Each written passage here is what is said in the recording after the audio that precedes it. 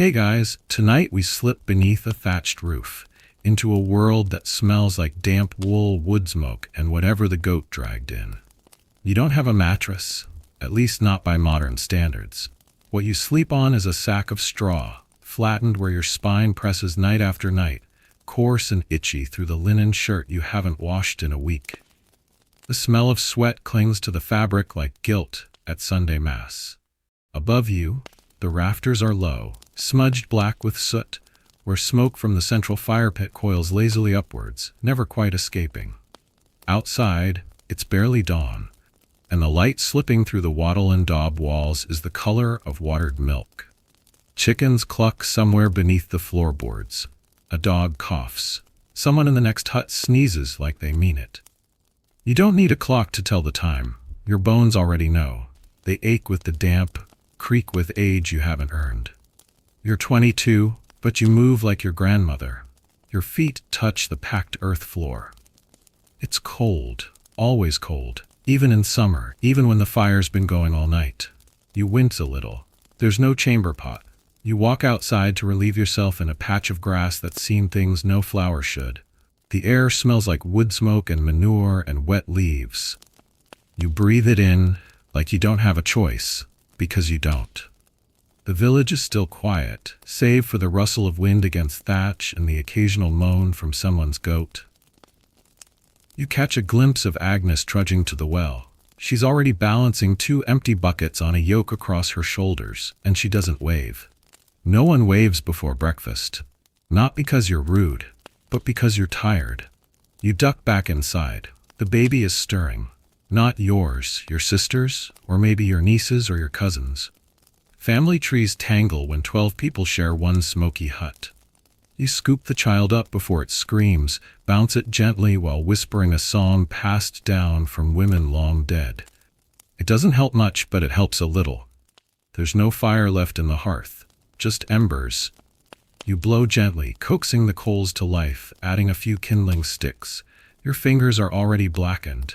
You haven't looked at your reflection in days, and you wouldn't recognize it if you did. Dirt lives under your nails, and your hair has given up pretending it can be tamed. The hut is one room, one fire, one hope of warmth for 6 or more souls. The men sleep by the door, closer to the draft. The old ones huddle near the fire, their bones brittle and breath shallow. You sleep somewhere in between, like your place in the world, neither important enough to protect nor fragile enough to prioritize. Breakfast waits, sort of. There's yesterday's barley bread, hard as roof tiles and twice as dry. You soak it in whatever's left of the ale. Not a strong ale, mind you, barely more than fermented dishwater. But it's enough to kill some germs and make swallowing a little easier. If you're lucky, someone tucked a wedge of cheese into the linen wrap last night. If not, you make do. Your teeth ache. One cracked weeks ago and never healed. You poke at it with your tongue and think about the old woman 3 huts down who swears by boiled leeks and sheep spit for pain. Maybe you'll visit her later, if she's still alive. Outside, the day begins to stir. The village is not large. A dozen huts, a church, a manor in the distance, like a fat spider waiting for flies. Smoke begins to rise from chimneys. Doors creak open. Children cry. The rooster crows late as usual. And through it all, you begin your day with a stretch that pulls your shoulders wide, your back aching like you've just been born again. Painfully. Most of your days blur into each other. Historians like to talk about daily rhythms and seasonal routines, but you'd call it what it is, endless repetition. Feed the animals, mend the clothes, haul the water, wash the rags, wring out the cloth, rub your fingers until they bleed. Then get up tomorrow and do it again. You glance down at your feet, blistered, splintered, calloused. They're your workhorses, your transportation, and your best defense against the cold earth. You'd weep for them if tears didn't take energy. It's not all misery. Not quite. Someone left a bunch of wildflowers on the threshold. Maybe one of the boys trying to flirt without getting caught. You smile in spite of yourself.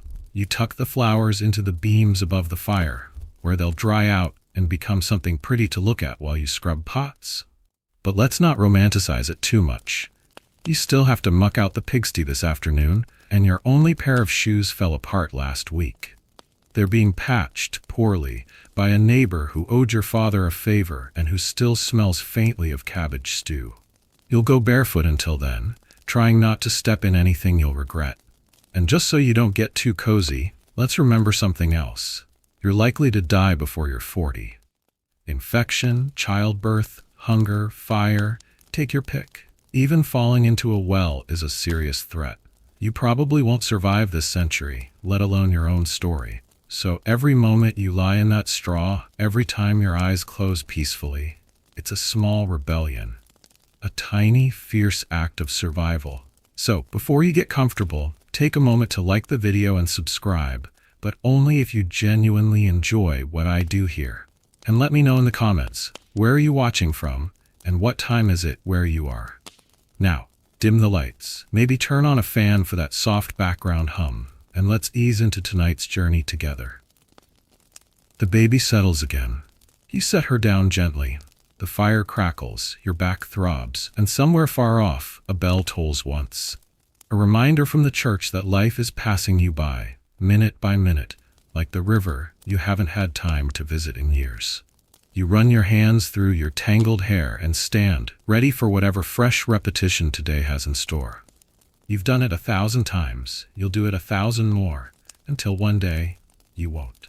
You shuffle toward the low wooden table, its legs uneven and wobbling like a drunk on feast day. The bread you soaked earlier has gone soggy, clinging to your fingers as you eat with quiet efficiency. There's no time for savoring. Food is a function, not a pleasure. Not for you. Not now. Others begin to stir. Your youngest brother farts loudly and rolls over. No one laughs. It's too early for humor. Your mother mumbles a prayer in Latin she doesn't quite understand, her fingers counting knots on a string. She used to whisper the same thing when you were sick as a child, back when you believed prayers worked like charms. Outside, the first birds begin to scream. Not chirp. Scream. Crows and jays arguing over rotting turnips in the midden pile.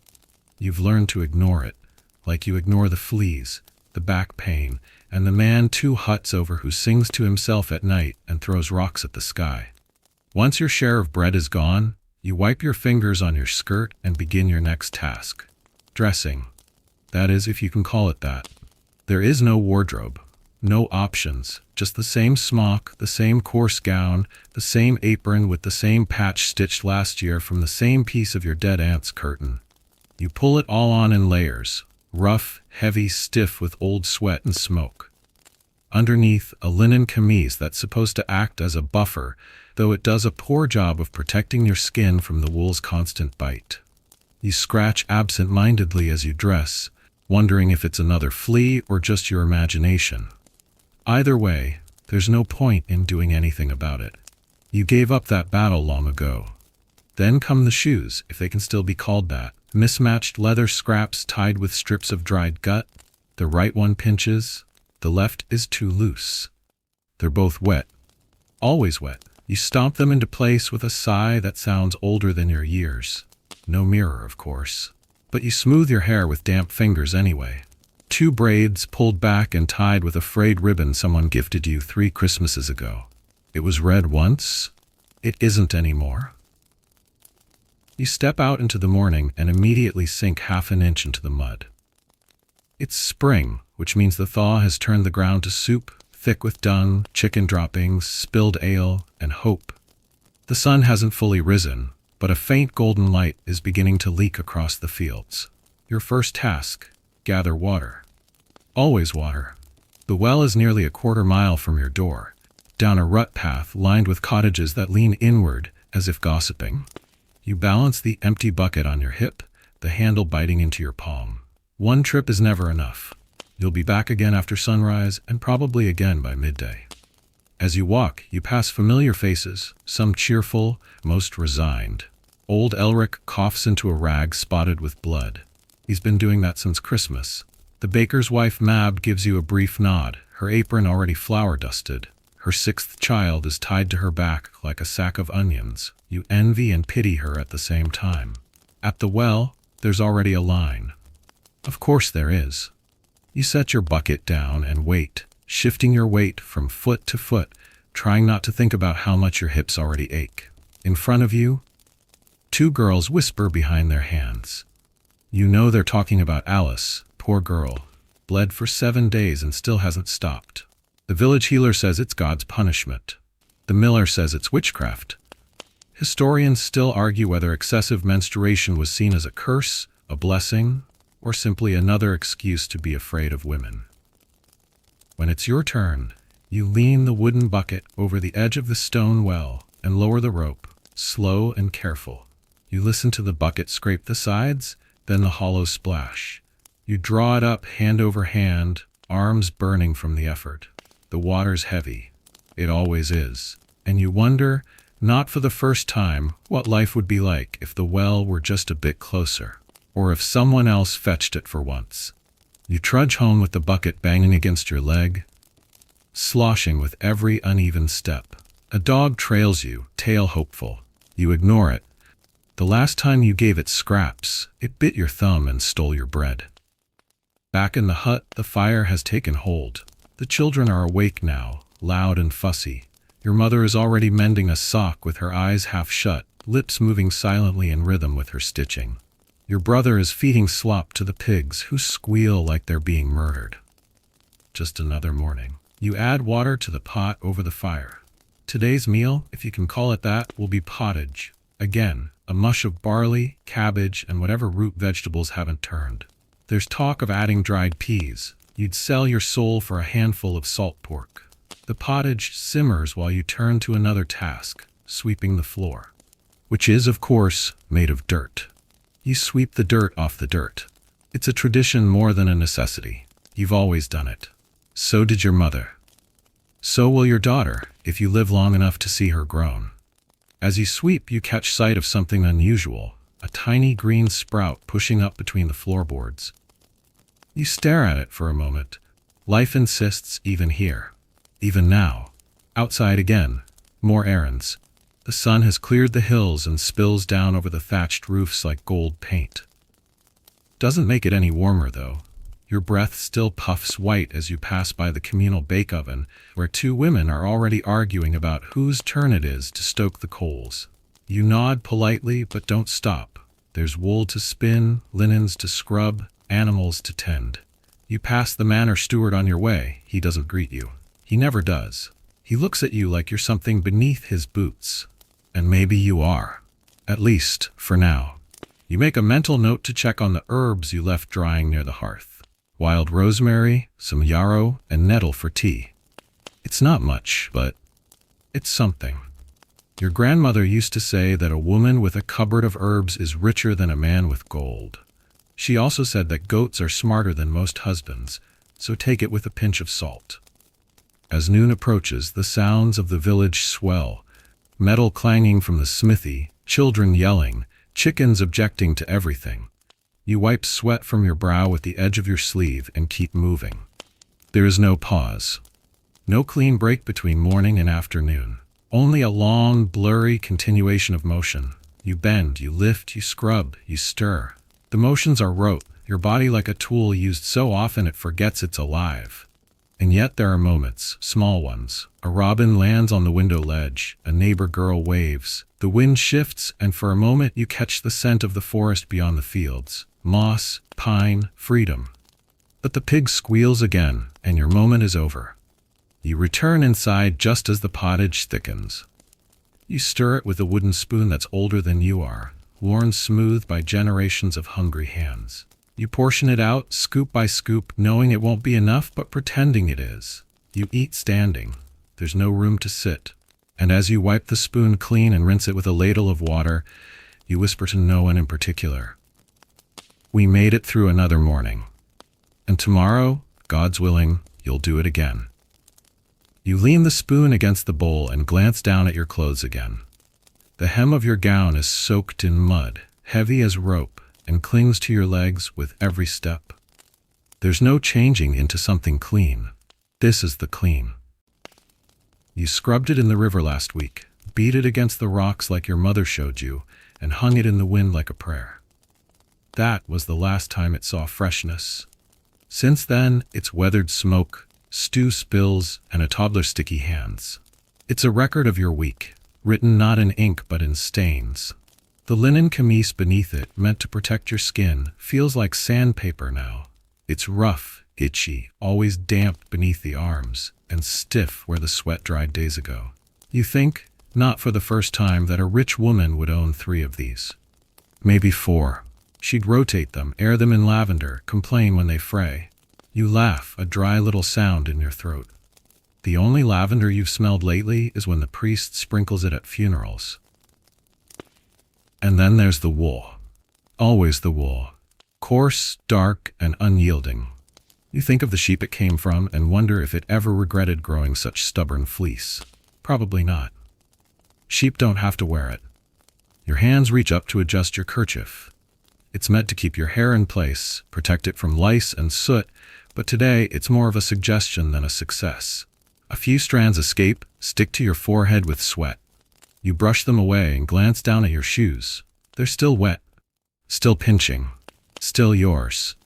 When it rains, and it often does, the leather soaks through in moments, sucking the cold straight into your bones. You've lined them with scraps of moss before, even stuffed them with wool shorn from a sheep's belly. It helped. A little. But no trick lasts forever, so you learn to ignore it. Like you ignore the ache in your shoulder, the split on your thumb that hasn't healed, the way your back stiffens if you sit for too long. Your body is no longer something you pamper, it's something you bargain with. Just one more hour, just one more task, just make it through the day. As you step back outside, the sky is thick with gray clouds, not quite threatening rain, but not promising anything else either. You trudge toward the edge of the village, your basket in hand. It's time to gather kindling. Again.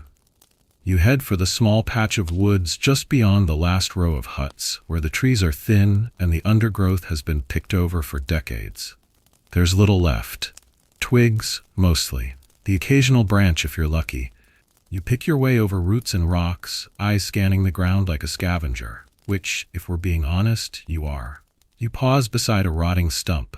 Someone's been here recently. The bark is freshly chipped. A few boot prints in the mud, small ones.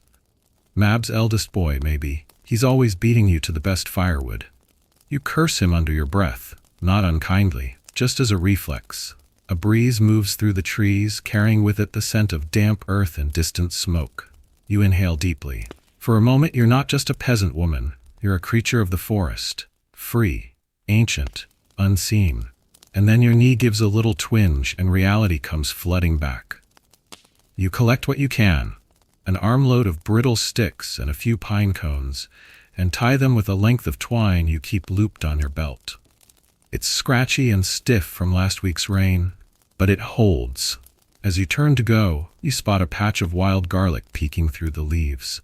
You crouch to gather some, the sharp scent filling your nostrils like fire. Tonight's pottage might taste like something other than boiled sadness after all. Back in the village, smoke curls from chimneys. A few women bend over wash basins, their knuckles raw and red. The sound of water sloshing, cloth slapping stone, voices muttering half-rhymes to pace their work. 1 for the spit, 2 for the stir, 3 for the Lord who'll never be poor. You used to hum it when you were younger. Now it just feels tired. You pass the smithy. It smells like hot metal and sweat, and the blacksmith, his apron blackened and face streaked, grunts as he shapes a horseshoe. He barely glances at you. Why would he? Your background noise. Scenery. A moving shape among other moving shapes. You don't resent him for it. You barely notice people anymore either. You turn toward home but pause when you hear your name, called sharp and clear.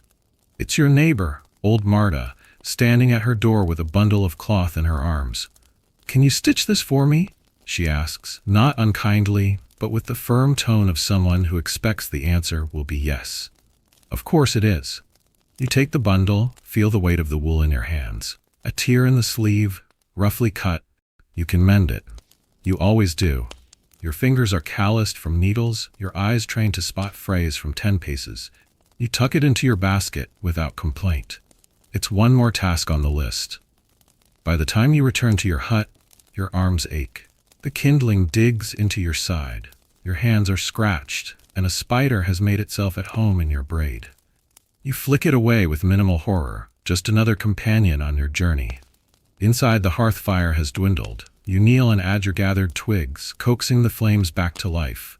The pine cones catch first, snapping and popping like tiny fireworks. You smile. It's not much, but it's something. Your mother nods from her stool. She's shelling beans, her movements slow, steady. Her hands shake now just a little, but she never complains. You suspect that she used to feel as tired as you do now, and then got used to it. You sit beside her, basket between your knees, and begin the mend on Marta's sleeve. The needle pricks your thumb twice before you find your rhythm. In, out, pull. In, out, pull. You hum under your breath, a tune with no name, just muscle memory. Outside, the light is shifting again. Afternoon creeping toward evening. The shadows stretch long across the dirt paths. Chickens begin to cluster. A goat bleats. Somewhere a child cries, probably over something dumb, like the wrong turnip. You pause your stitching and look out the window. Just a hole in the wall, really, covered with oiled cloth that lets in light but not wind. You see the clouds again, darker now. Maybe rain after all. Maybe not. The weather lies like the steward's tax records. The sleeve is done. You fold the cloth neatly and set it aside, then rub your temples. A headache's been growing all day. Not sharp, just persistent. Like a pebble in your shoe, or a sermon from the priest. You drink a bit of water and hope it passes. Dinner will be the same as lunch, same as breakfast. You ladle out the pottage again, now thicker, less forgiving. It sticks to your spoon like glue, smells faintly of garlic and old dreams. You chew slowly, not because you're savoring, but because chewing is the only thing left to do. And after dinner, more spinning, more mending, more sitting by the fire, pretending the heat reaches your feet. You glance again at your gown, your shoes, your hands, the things that clothe you, protect you, confine you. They tell the world who you are. And every rip, every patch, every scratch tells the story better than words ever could. You were never meant to be seen. But you're here, threadbare, weather-worn, and standing anyway. The pottage sits heavy in your belly, not satisfying exactly, just enough to keep your ribs from rattling. You lick the spoon, more from habit than hope, and set it aside. Your knees pop when you rise from the stool. You're not old, not yet. But this life puts years in your joints, even when the calendar doesn't. Outside, the village is shifting into full motion. There's a kind of rhythm to it, a dull, creaking choreography you know by heart. The pigs grunt, the oxen snort, and men shout orders no one needs to hear. It's fieldwork day again, which is to say, it's the same as yesterday. You fetch your hoe from the side of the hut. The handle is smooth from years of fingers, yours and everyone who came before. It belonged to your grandmother, or maybe your grandfather, who remembers any more. The ground squelches underfoot as you step off the threshold. The spring rains have been generous again. Too generous. The path that leads to the Lord's fields is a sucking, slippery bog riddled with footprints that have already filled with water. You take a breath and begin the trudge. The mud reaches your ankles by the third step. Thick. Clinging. It tries to steal your shoe with every stride, and when one finally slips off, you bend quickly to retrieve it, fingers sinking into the cold muck. It sucks at your skin like something alive. You shiver, wipe your hand on your apron, and press forward. This is the part no one talks about, the daily pilgrimage from your door to the work that doesn't belong to you. It's not glamorous, it's not noble, it's not the simple life. It's survival. As you walk, you pass others heading the same direction. Most don't speak, just nods, grunts, a glance. Everyone is conserving energy. Why waste breath on conversation when you'll need it for swinging tools? You see Elsbeth ahead, shoulders hunched under a shawl riddled with holes. Her youngest is strapped to her back, a bundle of cloth and tiny limbs, already sniffling. She nods to you without smiling. She used to smile. Before the fourth baby. Before her husband vanished in the woods last winter. To your left, the village priest strolls the other direction, robes lifted delicately above the puddles. He offers a sanctimonious nod and a blessing under his breath. You resist the urge to mutter something less holy in return. The air smells of wet grass and manure, spiked with the bitter tang of distant wood smoke. A crow cackles from a fence post. The sky remains stubbornly gray. Eventually the fields rise ahead of you, long, narrow strips of land carved into the landscape like scars. Most belong to the manor. You just borrow the dirt with your sweat. The steward waits at the edge, arms folded, eyes sharp. He carries a ledger, though he likely can't read it. It's a prop, a performance. You've never seen him write a single mark. But he nods to each worker like he's keeping score. You don't greet him. Just step into the plot assigned to your family and begin to dig. The soil is damp but not soft. Your hoe strikes a clump of clay and bounces. You adjust your grip and try again and again. The rhythm builds. Strike, lift, heave. Strike, lift, heave. The ache sets in by the fifth row. There's no talking here. Just breath and mud and the low grumble of work. The men dig deeper. The older women move slower. You try to pace yourself. Overdoing it only means pain tomorrow. Or a fall. Or worse. You remember the year Agnes fell, twisted her ankle in a rut and couldn't walk for weeks. The steward docked her family's grain share, said God helps those who help themselves. You spat into your sleeve that day. You spit again now, for good measure. After what feels like hours, the steward signals a break. You don't sit, you squat on your heels like you were taught, back straight, to avoid getting your gown wet. You sip from a shared skin of water, tepid and slightly sour. It's better than nothing. Someone passes around a lump of cheese. Someone else offers a heel of bread. No one takes more than a bite. No one thanks anyone out loud. This is how generosity works here, quietly, like guilt. And then, as quickly as it came, the break ends. The steward calls out. You rise, limbs protesting, and return to the field. A light drizzle begins. You tilt your face up toward it, eyes closed for just a moment. It's cold, clean, briefly refreshing, and then it soaks into your gown and chills your skin until your fingers feel stiff on the hose handle again. You glance around. Everyone looks the same. Bent backs, muddy hems, faces grim and blank. This is labor, not community. Unity forged not by choice but by necessity. You wonder, has any one of these people ever not been tired? By noon, your arms feel like they belong to someone else. Your knuckles are scraped. A blister has opened on your palm. You wrap it in the edge of your apron, pretending not to notice. You reach down to pull a weed from the furrow and your knees crack. The movement is fluid now, automatic. The work is simple, yes, but not easy. Never easy. A bird lands nearby. A lark, small and fluffed against the cold. It hops along the furrow beside you, cocking its head. For a fleeting moment, you imagine it judging your form. You smile despite yourself. And then a boy nearby sneezes, loudly. The steward glares. The moment breaks. By mid-afternoon, the mud is even thicker. Your shoulders burn. You dream of warm broth or a clean bed, or just 10 minutes without something aching. Luxury, all of it. You stop only when the steward calls time. The bell from the church tower rings just once, faint and distant. You pull your hoe free from the soil, heavy now with clods of dirt, clinging to it like guilt.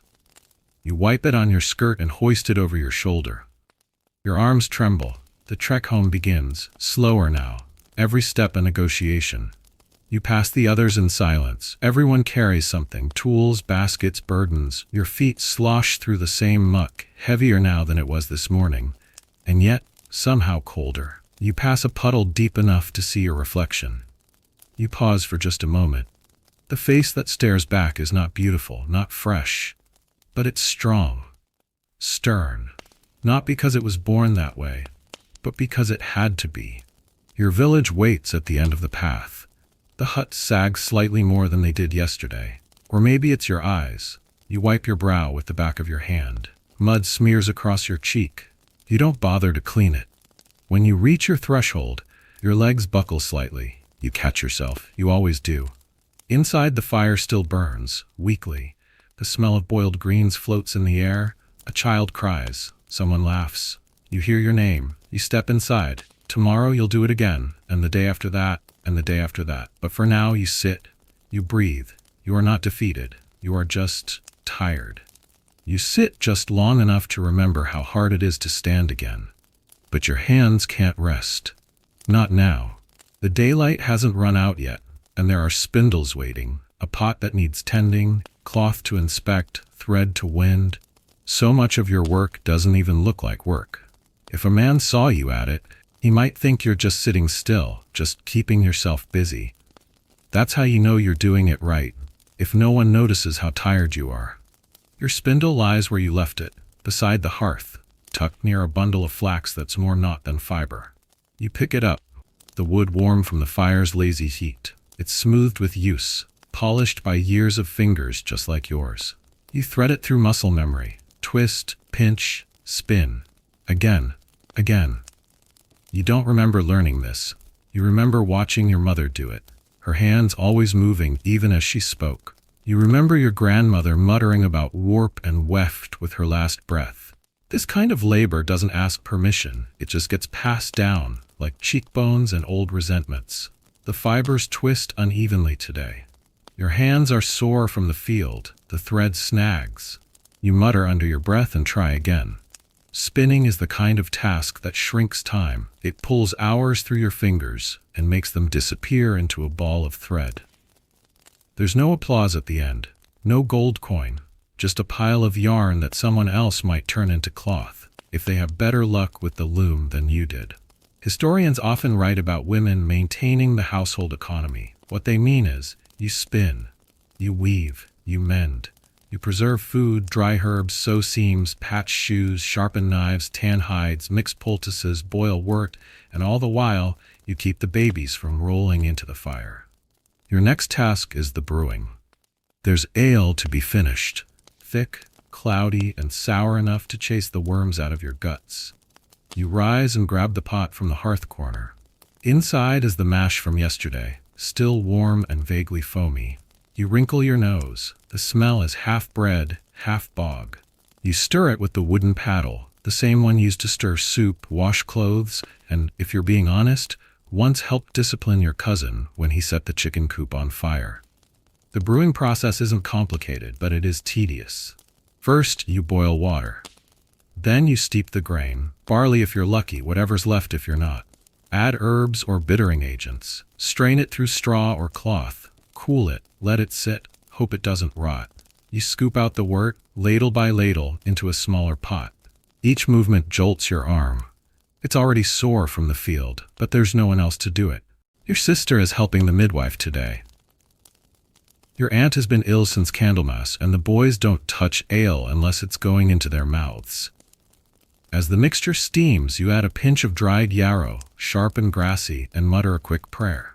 Not that it'll help, you just like the rhythm of the words. You remember last summer when the brew went bad, 4 men sick. 1 boy didn't wake up. They blamed the grain, or the bucket, or the devil, but deep down, you knew they blamed you.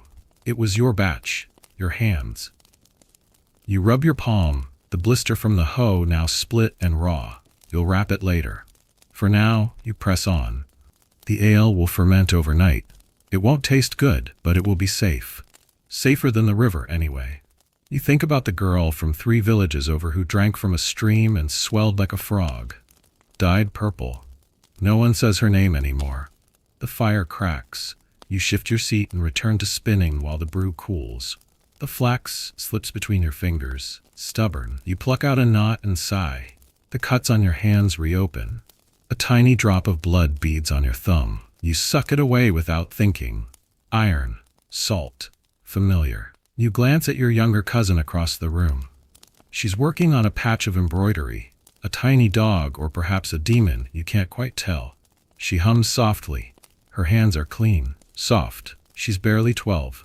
Still dreamy enough to think this life might be kind. You don't correct her.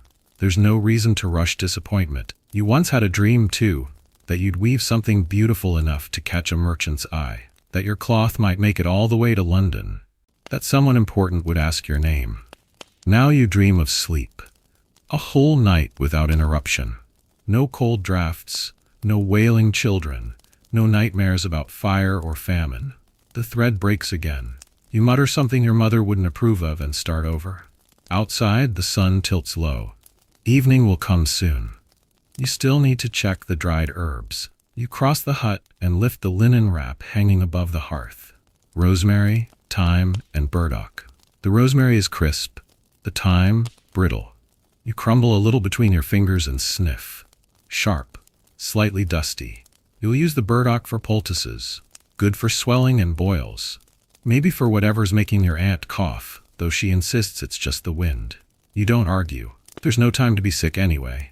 You sit again, thread in hand, and pick up where you left off. Twist, pull, wind. The spindle hums. Your hands move without thinking. Your mind floats.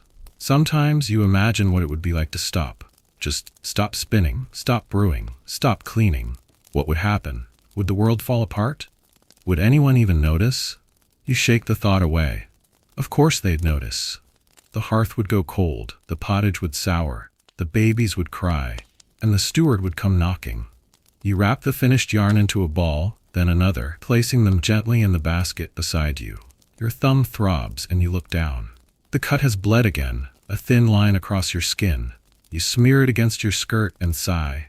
There's a kind of quiet dignity in this work, though no one praises it. No one sings songs about the woman who wove the tunic or fermented the ale. They write ballads for soldiers, lords, saints, but you're a footnote, a shadow on a tapestry. Still, your hands have kept the household alive. Your thread has mended tears in the fabric of daily life, literally and otherwise. Your brew has kept fevers at bay. Your fingers, though cracked and bleeding, have moved in service of 100 tiny acts of survival. And not just survival, continuation. Because if you stopped, it wouldn't just be a meal missed or a spindle left idle. It would be the unraveling of everything. As the fire dies down, the room dims, the shadows grow longer, the baby stirs in the corner. Your mother begins to hum an old hymn, low and creaky like a door hinge. It drifts over the hearth smoke and the quiet tick of your spindle. You finish the last bit of yarn and place the spindle down. Your hands are stiff, your eyes burn, but the work is done, for now. You stretch your fingers, each joint cracks. You flex them like you're reminding yourself they still belong to you. You glance at the thread in your basket, not perfect, not pretty, but strong, like you. The thread in your basket sits warm and quiet, tucked into itself like a promise. But rest is brief, always is. Outside, the manor bell tolls again, once, twice. You count the echoes on instinct. That's the signal. The steward wants more hands in the fields, which means they're short again, which means men's work is suddenly anyone's work, as long as that someone isn't a man drinking ale by the church wall. You sigh and rise. Your back protests, spine stiff from spinning and brewing, and now, lucky you, more hoeing, more hauling. The field doesn't care what you've already done today. Neither does the steward. You fetch the same hoe, fingers wrapping instinctively around the handle's groove. Outside, the sky is slipping from silver to pewter. The smell of wet leaves, churned earth, and pig dung fills the air. You're used to it. That's not a compliment. The walk to the fields again is shorter this time, or maybe your body has stopped noticing the distance. You pass the usual suspects. A group of boys throwing stones at a bucket. A few elders hunched on stools, watching the world with the resigned stillness of tree stumps. One coughs with the rattle of wet parchment. Near the field's edge, the steward stands waiting, arms folded across his chest like he invented time. He doesn't say anything, he just points. A long, bare patch of earth that needs clearing. You know the drill. You join the line. Elspeth is already there, her sleeves rolled, her face streaked with sweat and old tears. You nod. She doesn't look up. You dig. The term men's work is a laugh, always has been. The plowing, the planting, the hauling, none of it has ever waited for a man to be available. If you're tall enough to hold a hoe and still breathing, congratulations, you're conscripted. Historians still argue whether women did the same agricultural labor as men in the Middle Ages. You could clear that up in one sentence. Of course they did. When the wheat needed sowing, did the barley care what was between your legs? You strike at the earth with practiced rhythm. Hoe, turn, toss. The soil is clumpy and heavy, reluctant to part with its secrets. Roots cling to each other underground like gossip in the churchyard. You fight each one. Beside you, someone grunts. It's a boy, maybe 13, trying to impress the steward. His strokes are wild, wasteful. You work around him silently, cleaning up what he misses. He won't thank you. He'll just brag later. Your shoulders burn. Your palms blister anew beneath the old calluses. A stone catches your blade and jars your entire arm. You blink back the sting in your eyes, more from shock than pain. It's always a stone. Every row. Like the earth itself resents you. You pause briefly to wipe your brow. A smear of mud trails across your forehead. There's no point cleaning it now. You'll be filth from toe to hairline before sundown anyway. Down the row, the steward barks at someone. His voice carries like a whip, sharp, sudden. He's shouting at Marta again. She's favoring her hip today. He doesn't care. Slackers don't eat, he says, loudly enough for everyone to hear. You keep your eyes down. The ground can't shout back. You strike harder. 1, 2, 3 blows in quick succession. Each hit makes your arms tremble, but you welcome the ache. It keeps the anger from settling too deep.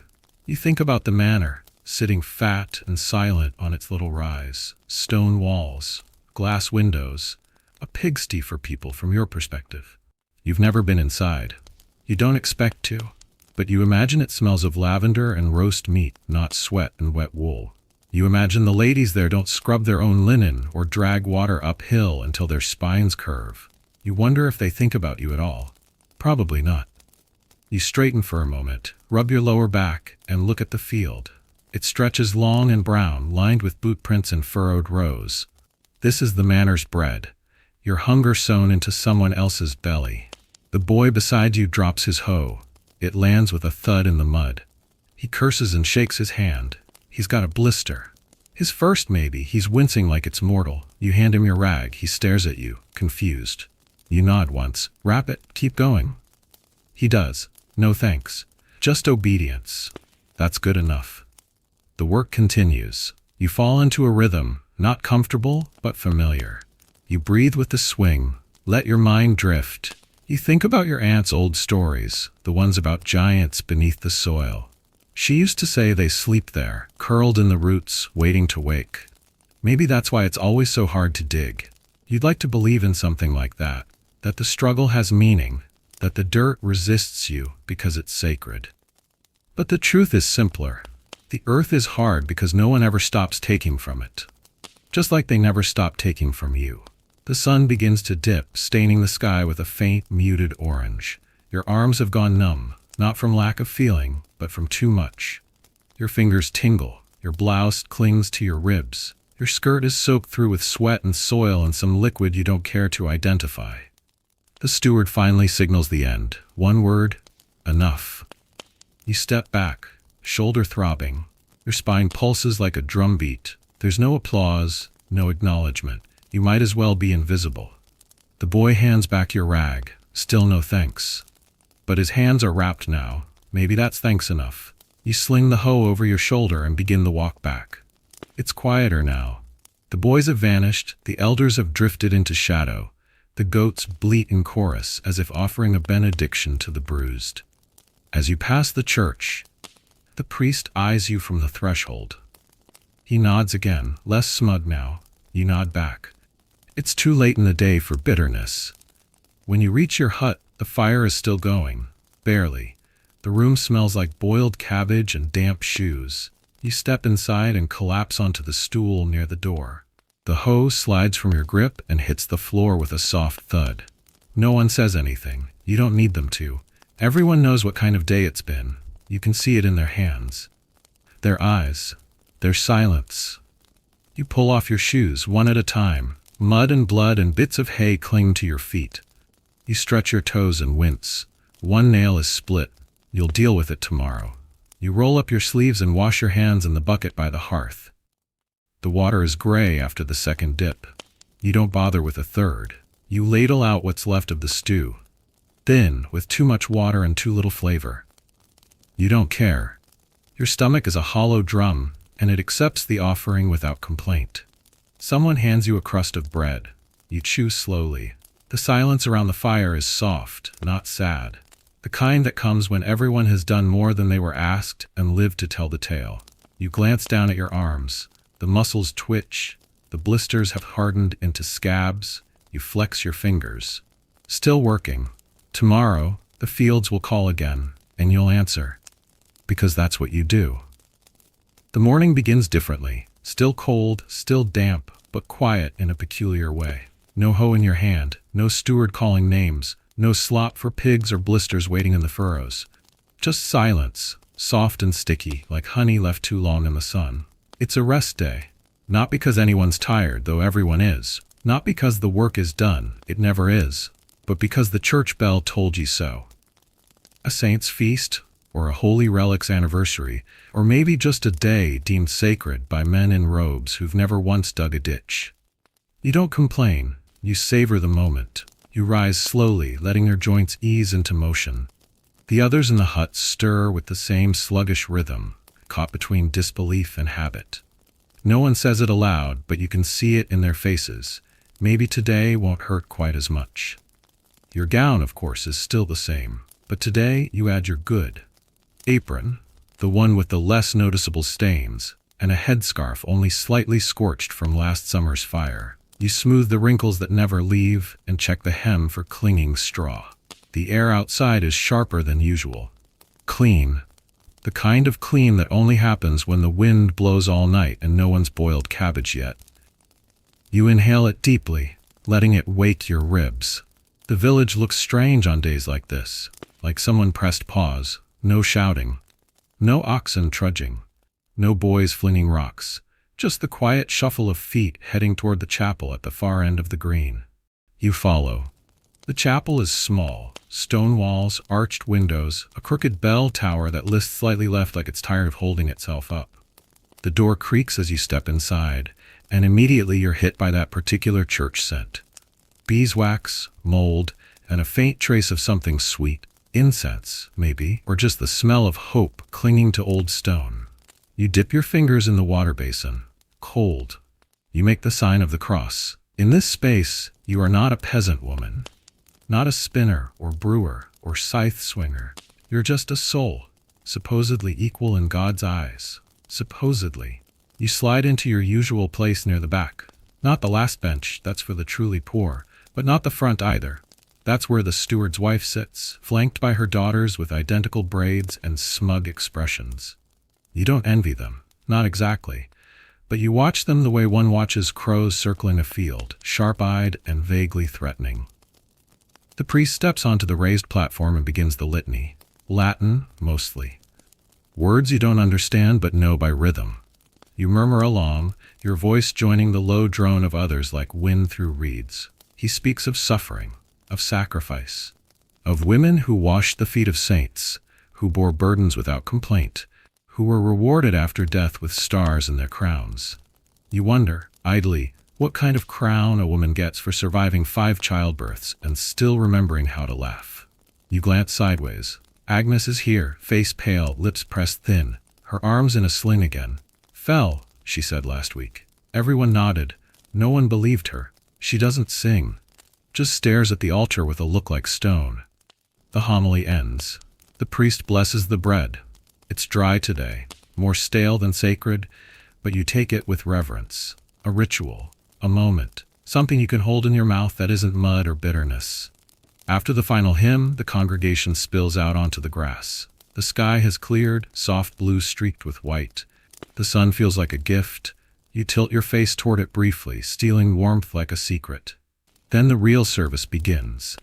Not in the chapel, but here. Outside, in the gossip ring. Women gather in clusters like hens in a yard, voices low, eyes sharp. They don't talk politics. Not openly. But every question is a test. Every compliment a measurement. My sister's boy made it to steward's kitchen, one woman says, voice proud. Oh, how clever, another replies, sweet as rot. Isn't he the one who can't tell barley from oats? You hover near the edge, careful not to get pulled in too deep. Social games are like embroidery, pretty on the surface, messy beneath. A girl walks past in a new headscarf. The color is too bright, too expensive looking. 3 women glance. One raises an eyebrow. You already know what tomorrow's whispers will be. Who did she flirt with? What did she trade? Does her father owe someone grain? You know because you've worn that headscarf before. figuratively, if not literally. There's a bench beneath the elm tree. You sit, just briefly. A child chases a chicken in dizzying circles. An old man carves something from wood, a spoon, maybe, or a charm. You watch him for a moment. His fingers tremble, but the curls of wood fall in perfect spirals. You sigh. These are the good moments. Quiet ones. No one bleeding, no one shouting. Just sun on your face, grass beneath your feet, and a half hour where nothing is demanded of your body but stillness. You know it won't last. Already, someone's calling for help with stew. Someone else needs nettles fetched from the hedge. The spell is breaking, but before it does, you let yourself rest your eyes. Not sleep, just stillness. Stillness, for someone like you, is a dangerous luxury. If you stay too long in it, your thoughts begin to wander. And when they wander, they ask questions. Like, what if you had been born to a different hut? What if your father had owned more goats? What if your husband hadn't died last winter? What if you had said no instead of yes that one afternoon by the river? The questions don't help, but they come anyway. So you open your eyes and stand before they settle too deep. You dust off your skirt and smooth your sleeves. You're needed. Back in the village, the air smells of herbs and wood smoke. Mab waves you over. She's chopping onions for stew, tears streaming down her cheeks. "Help me with the roots?" she asks. You nod, take the paring knife, and settle beside her. She doesn't speak. Neither do you. But you work together, side by side, hands moving in silent rhythm. The stew will feed half the village tonight. No one will thank you. They never do. But when the pot boils and the scent fills the hut and someone sighs with relief at the first spoonful, you'll know. You'll know you were seen, even if only by the food. And in a world where women vanish in plain sight, that's something. There's no such thing as falling in love when you're a peasant girl. Not really. Not the kind they write about in psalms or whisper about in castle halls, knights and quests and lovers tearing down walls for a single kiss. No, your version of love is simpler. Stranger. Built not of poetry, but of practicalities. And goats. You were promised before your hips even knew their shape. Whispered negotiations behind doors over ale between your father and a neighbor or perhaps a cousin. A parcel of land, a season's labor, or more often, a dowry so small it barely justified the word. Half a pig, one woven blanket, a bundle of dried leeks, and your future. You were 15, maybe 16. And suddenly you were someone's wife. No courtship, just a new hut, a new name. A man who smelled of onions and sweat, with hands like bark and eyes that never quite met yours. You didn't expect fireworks. You expected maybe kindness, maybe warmth. You got something in between, shoulder pats, occasional smiles, long silences. He wasn't cruel, but he wasn't gentle either. That's often how it goes. Historians write about companionate marriages emerging in the late medieval period, as if affection suddenly bloomed in peasant huts like spring violets. Maybe. But more often, marriage was a trade. Your womb for his seed, your labor for his name, your dowry for his goat. And yet, you remember the way his fingers trembled the first night, fumbling with the knot on your gown. The way he whispered, "It's cold," even though the fire burned hot beside you. The way he turned away afterward, ashamed of something neither of you could name. It wasn't romantic, but it was human. You still dream of him sometimes. His laugh, the one that only came out when the ale was just right and the moon was fat and no one else was around. You miss that laugh more than you miss him. He died 3 winters ago. Fever, or maybe the damp. You buried him with the only thing you had left that was clean, a length of linen you were saving for your daughter's wedding. You wrapped it around his face like a final mercy.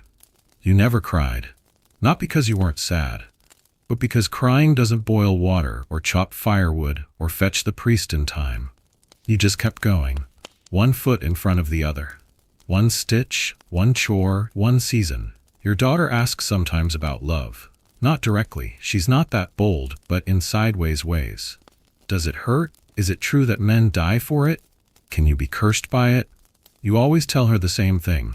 Love is like rain. Sometimes it nourishes, sometimes it floods, but you can't stop it either way. She's almost old enough now. The boys have started watching her. not with kindness but with calculation, as if she's a puzzle to be solved or a prize to be bartered.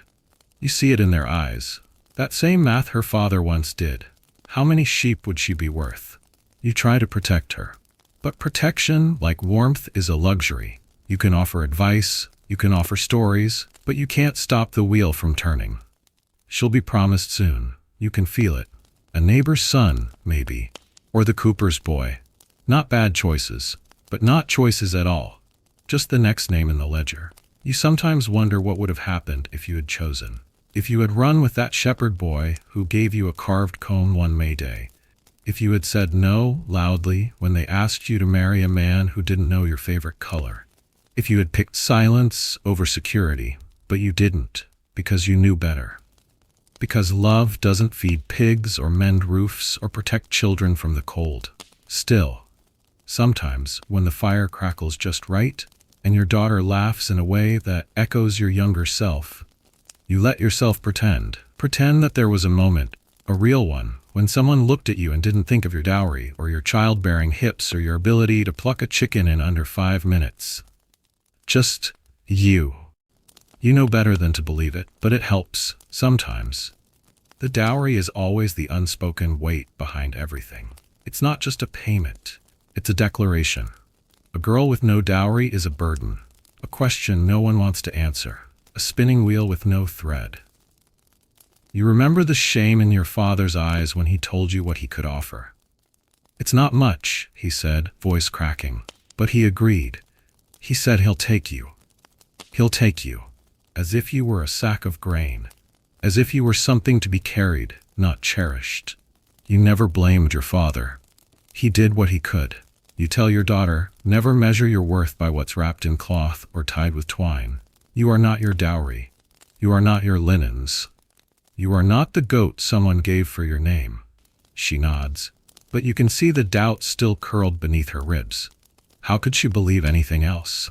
She lives in the same hut, sleeps on the same straw, hears the same church songs about obedience and virtue in quiet mouths.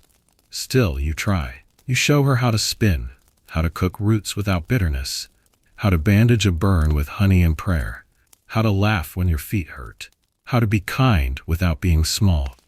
You want her to have something you didn't, even if it's only the shape of a different story, even if it's only one moment, just one where she gets to choose. Because love for a peasant girl is often something done to you, but maybe one day for her, it can be something she does. You glance at her now, sleeping near the hearth, hair fanned out on the blanket, fingers curled like question marks. She dreams without fear. That's already more than you had at her age.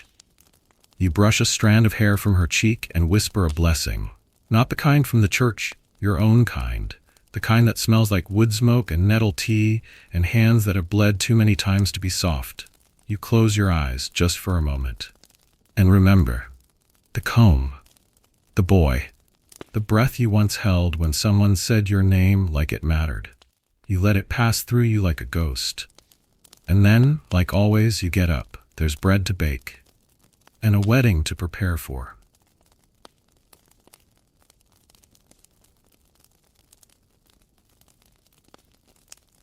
There's no such thing as falling in love when you're a peasant girl. Not really. Not the kind they write about in psalms or whisper about in castle halls. Knights and quests and lovers tearing down walls for a single kiss. No, your version of love is simpler. Stranger. Built not of poetry but of practicalities. And goats. You were promised before your hips even knew their shape. Whispered negotiations behind doors over ale between your father and a neighbor or perhaps a cousin. A parcel of land, a season's labor, or more often, a dowry so small it barely justified the word. Half a pig, one woven blanket, a bundle of dried leeks, and your future. You were 15, maybe 16. And suddenly you were someone's wife. No courtship, just a new hut, a new name. A man who smelled of onions and sweat, with hands like bark and eyes that never quite met yours. You didn't expect fireworks. You expected maybe kindness, maybe warmth. You got something in between, shoulder pats, occasional smiles, long silences. He wasn't cruel, but he wasn't gentle either. That's often how it goes. Historians write about companionate marriages emerging in the late medieval period, as if affection suddenly bloomed in peasant huts like spring violets. Maybe. But more often, marriage was a trade. Your womb for his seed, your labor for his name, your dowry for his goat. And yet, you remember the way his fingers trembled the first night, fumbling with the knot on your gown. The way he whispered, "It's cold," even though the fire burned hot beside you. The way he turned away afterward, ashamed of something neither of you could name. It wasn't romantic, but it was human. You still dream of him sometimes. His laugh, the one that only came out when the ale was just right and the moon was fat and no one else was around. You miss that laugh more than you miss him. He died 3 winters ago. Fever, or maybe the damp. You buried him with the only thing you had left that was clean, a length of linen you were saving for your daughter's wedding. You wrapped it around his face like a final mercy. You never cried. Not because you weren't sad, but because crying doesn't boil water or chop firewood or fetch the priest in time. You just kept going, one foot in front of the other. One stitch, one chore, one season. Your daughter asks sometimes about love. Not directly, she's not that bold, but in sideways ways. Does it hurt? Is it true that men die for it? Can you be cursed by it? You always tell her the same thing. Love is like rain. Sometimes it nourishes, sometimes it floods, but you can't stop it either way. She's almost old enough now. The boys have started watching her, not with kindness, but with calculation. As if she's a puzzle to be solved or a prize to be bartered. You see it in their eyes. That same math her father once did. How many sheep would she be worth? You try to protect her. But protection, like warmth, is a luxury. You can offer advice, you can offer stories, but you can't stop the wheel from turning. She'll be promised soon. You can feel it. A neighbor's son, maybe. Or the cooper's boy. Not bad choices, but not choices at all. Just the next name in the ledger. You sometimes wonder what would have happened if you had chosen. If you had run with that shepherd boy who gave you a carved comb one May day. If you had said no loudly when they asked you to marry a man who didn't know your favorite color. If you had picked silence over security, but you didn't, because you knew better. Because love doesn't feed pigs or mend roofs or protect children from the cold. Still, sometimes when the fire crackles just right, and your daughter laughs in a way that echoes your younger self, you let yourself pretend that there was a moment, a real one, when someone looked at you and didn't think of your dowry or your childbearing hips or your ability to pluck a chicken in under 5 minutes. Just you. You know better than to believe it, but it helps, sometimes. The dowry is always the unspoken weight behind everything. It's not just a payment, it's a declaration. A girl with no dowry is a burden, a question no one wants to answer, a spinning wheel with no thread. You remember the shame in your father's eyes when he told you what he could offer. "It's not much," he said, voice cracking, but he agreed. He said he'll take you. He'll take you, as if you were a sack of grain, as if you were something to be carried, not cherished. You never blamed your father. He did what he could. You tell your daughter, never measure your worth by what's wrapped in cloth or tied with twine. You are not your dowry. You are not your linens. You are not the goat someone gave for your name. She nods, but you can see the doubt still curled beneath her ribs. How could she believe anything else? She lives in the same hut, sleeps on the same straw, hears the same church songs about obedience and virtue in quiet mouths. Still, you try. You show her how to spin, how to cook roots without bitterness, how to bandage a burn with honey and prayer, how to laugh when your feet hurt, how to be kind without being small. You want her to have something you didn't, even if it's only the shape of a different story, even if it's only one moment, just one where she gets to choose. Because love for a peasant girl is often something done to you, but maybe one day for her, it can be something she does. You glance at her now, sleeping near the hearth, hair fanned out on the blanket, fingers curled like question marks. She dreams without fear. That's already more than you had at her age. You brush a strand of hair from her cheek and whisper a blessing. Not the kind from the church, your own kind. the kind that smells like wood smoke and nettle tea and hands that have bled too many times to be soft. You close your eyes just for a moment. And remember, the comb, the boy, the breath you once held when someone said your name like it mattered. You let it pass through you like a ghost. And then, like always, you get up. There's bread to bake. And a wedding to prepare for. You've done the calculations, or rather, you've felt them. Deep in your belly, that slow shift, the heaviness, the absence of blood. There's no parchment or quill to confirm it. Just your body, whispering, again. You're pregnant, again. You don't scream, you don't smile, you don't run your hands over your stomach in delight like the paintings show. You sit quietly near the hearth, staring at the dying fire, and let the weight of it settle. Not just the weight of the child, but of everything that comes with it. You've been here before. 4 times to be exact. 2 didn't survive past the first frost. 1 lived a week. 1 lives still, your daughter, the one with eyes like dusk and hands that mimic your own. You love her, fiercely, but you don't let it show too often. Love, like winter, always arrives with the threat of loss. You run your palm across your lower belly, not with affection but with something closer to negotiation. Please stay. Please be strong. Please don't kill me on the way out. The midwife comes the next day. You didn't call for her, but she always knows. Her name is Brita, though no one says it louder than necessary. She walks like she's part tree, gnarled, deliberate, grounded. People fear her. That's how she stays safe.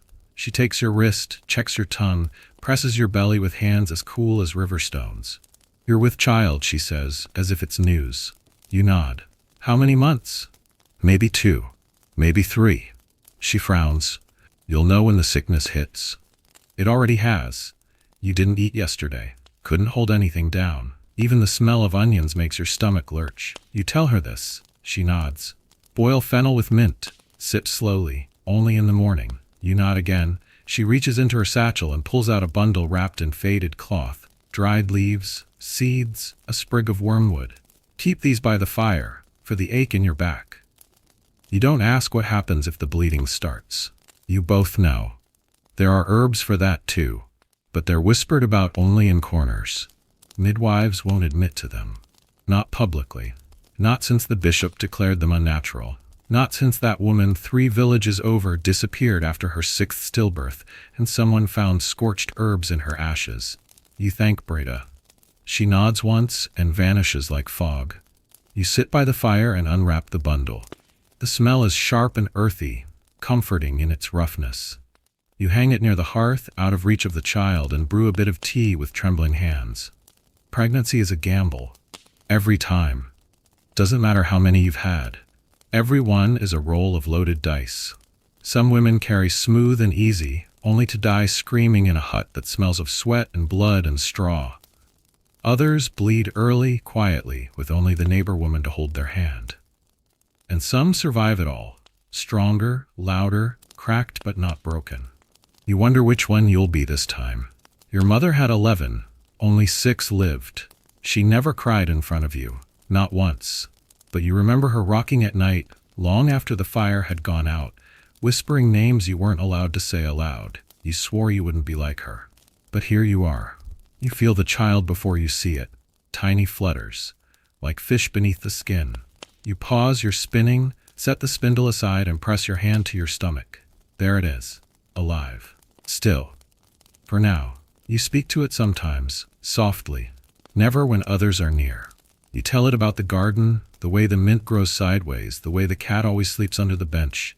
You tell it stories your grandmother told you, about stars and foxes and saints who were once sinners. You never say, when you're born. Only if you make it, if I survive it, if the fever doesn't come. You remember the birth of your daughter like a wound that never quite healed. The blood. So much blood. The midwife shouting. The fire too hot. The cord wrapped twice.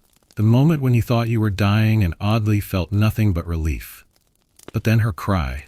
A thin, fierce thing, like she was angry to be here. You cried then. Only then. And now, here you are again, risking it, hoping, pretending you're braver than you feel. You gather herbs each morning now, nettles for strength, raspberry leaf for the womb. lavender for sleep. The village women nod when they see you. Some smile, some don't. Everyone knows what it means. You watch them closely. Who looks away, who mutters charms, who crosses themselves 3 times. Superstition clings to pregnancy like a second skin. They say if you see a hair in your 3rd month, the baby will be born with a cleft lip. They say if your cravings are sweet, it's a girl. If sour, a boy. They say if you dream of rivers, it means death. You dreamed of a river last night. You don't tell anyone. The days pass slowly. Your belly grows, your back aches. You stop spinning as much. The thread slips too easily now. Your fingers fumble. You sew instead. Small things. A blanket, a bonnet. You try not to get too attached. The priest comes once, asks if you want a blessing. You nod. He places a hand on your head and prays to Saint Margaret, patron of childbirth. He smells like dust and boiled leather. You feel nothing, but you thank him anyway. You try to eat. You keep the broth down most days. You lie on your side when the pain in your ribs grows sharp. You wake often, drenched in sweat, heart racing. You count the kicks to calm yourself. 1, 2, 3, still moving. Your daughter helps more now. Fetches water, sweeps, sings lullabies she makes up on the spot. Sometimes they rhyme, sometimes they don't. You let her believe they're magic, because maybe they are. One night, the pain starts early. Not labor, just warning. A tightness low in your belly, a pressure. You sit by the fire, rocking slightly, hands curled around your mug. You speak to the baby again. You say, I'm here. You say, I want you. You say, but I'm afraid. No one teaches you that it's possible to want something so badly and fear it with your whole being, that love and dread can grow in the same soil. But you've lived enough to know they often do. You whisper a name, just one. You don't tell anyone else, it's yours, a secret, a prayer. The fire burns low. You sleep, curled around yourself like a shell. Outside, spring stirs in the hedgerows. Inside, life waits, quiet, unsure, but not yet gone. You don't talk about it, not out loud, not in front of men, not even in front of other women unless you know them like sisters. But it comes, regular as the moon, sometimes. Other times it doesn't. And when it does, it paints your days in blood and whispers and worry. Your courses, they call it. The monthly curse, the red flower, the devil's tide. So many names, none of them kind. Never just what it is. You know it's coming before it arrives. Your back aches, your breasts throb, and your stomach knots like twine pulled too tight. You snap at your daughter, curse the stubborn fire, knock over the basket of thread, and don't even bother to pick it up. You feel raw, thinned out, like your skin's forgotten how to hold your bones together. And then, warmth. Low, sudden, and unmistakable. You excuse yourself quietly and step outside. Behind the hut, past the compost pile, into the trees where no one will follow. You squat and wait. It's always this way. It demands privacy, and it gives nothing back but mess. You take a moss pad from the fold in your apron. It's been dried by the fire and bound with thin twine. You press it between your legs, shift your weight to make it settle. It will hold, mostly, at least until nightfall. Then you'll rinse it in the stream and dry it again tomorrow. If you're lucky, no one will notice. If you're unlucky, well, you've seen what happens. You remember Alice 3 years ago. She bled through her skirt during the St. Agnes feast. Bright red across gray wool, a stain like a scream. The boys laughed. The priest frowned. Her mother slapped her in public and sent her home. You don't remember seeing Alice at the next feast, or the one after. Shame is a powerful eraser. You walk slowly back inside, careful with each step. The moss chafes, but it's better than straw. Better than nothing. You tried rags once, but they were too thick, too noticeable, and harder to clean. And they never really came out clean, not when the only soap you have is made from ash and pig fat. Some women say you shouldn't bathe during your bleed, that the cold water will stop the flow too fast and cause poison to build inside. Others say you should bathe often, to keep demons from smelling the blood and slipping in through your skin. Historians still argue whether medieval women believed menstruation was a cleansing or a curse. You don't care what they believe. You just know what you've lived. You drink more nettle tea this week. It helps with the ache in your joints, and someone once told you it strengthens the blood. Whatever that means. You chew parsley stems when the cramping starts. They don't help, but they give you something to do with your teeth besides grind them. The men don't ask questions. If you're in pain, they assume you're being difficult. If you sit out of field work, they think you're lazy, so you keep going. You dig, you carry, you mend, even when it feels like your bones are melting and your insides are trying to claw their way out. Sometimes, if it's bad enough, you fake a cough. Say you have a chill. Fever gets more sympathy than blood. Your daughter hasn't started yet. She's 12. Almost there. You see her watching you during your worst days. She doesn't ask, but she knows. You've started preparing. Little things, tucking extra moss, watching how she walks, how she reacts to sudden pain in her belly. You'll be gentle when it comes, softer than your mother was. She gave you rags and nothing else. No explanation, no comfort. No name for the fear. You were 13. It came in the night. You thought you were dying, your nightgown stained like you'd been stabbed. You cried, quietly. You cleaned it in the basin before anyone woke, scrubbed until your knuckles bled. Your mother noticed anyway, tossed you a strip of cloth and muttered, "It starts now." You want more for your daughter. You'll tell her about the moon chart. The way Brita taught you to count the days between. The way your body hums differently when it's coming. You'll tell her it's not a curse. Not really. It's just another burden like the others, something to carry. But you'll also tell her, whisper it maybe, that it's power too. Because there is power in bleeding and working and smiling anyway. There is power in knowing your body so well you can predict the moment the ache will begin. You keep a tally scratched into the beam above your bed. Tiny marks, barely visible. 28 days, give or take. When it shifts, when it's late, when it's early, you know it's your secret calendar, the only one that matters. 1 month, it doesn't come.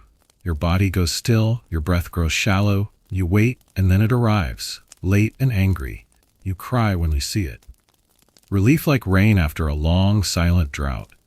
Not this time, thank God. And yet, sometimes you wonder what your life would have been like without it. Without the mess, the fear, the constant hiding. What if your body had been built without this ritual? Would you have been freer, stronger, or would you have just carried a different burden? You've heard stories, from the older women, about those who bled too much, who grew pale and slow, then slipped away in sleep. Or those who didn't bleed at all, whose bellies swelled anyway, whose babies came twisted or not at all. You've seen how the men flinch when a woman says the word blood, how even the priest avoids sermons about the body. He speaks of purity, of sacrifice, of obedience, but never of cycles, never of wombs, as if you were made of soul and prayer alone. But you know better. You know the body is a map, and your blood is the compass. Each month it draws a line. Here is where you are. Still fertile, still dangerous, still alive. And in a world that tries so hard to make you invisible, that's something. The 4th day is always the hardest. You're tired.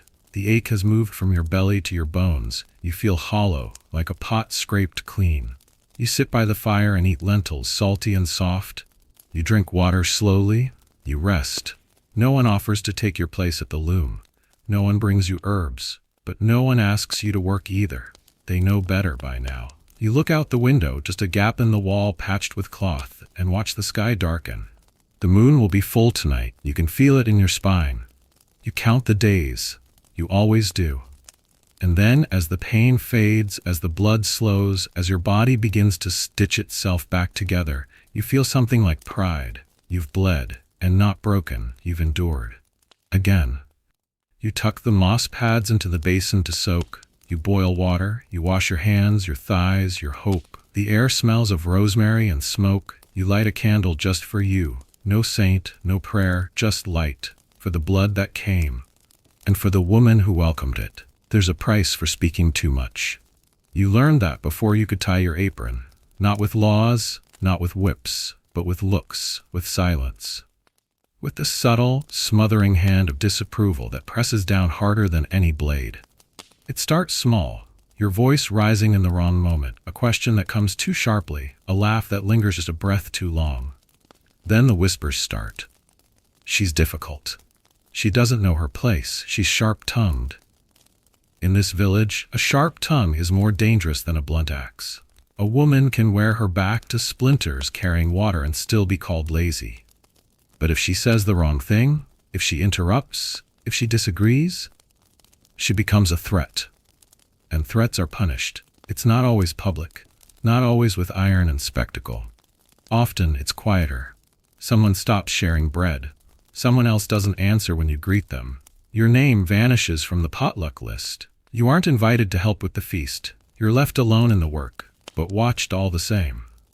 Still, sometimes it's not quiet.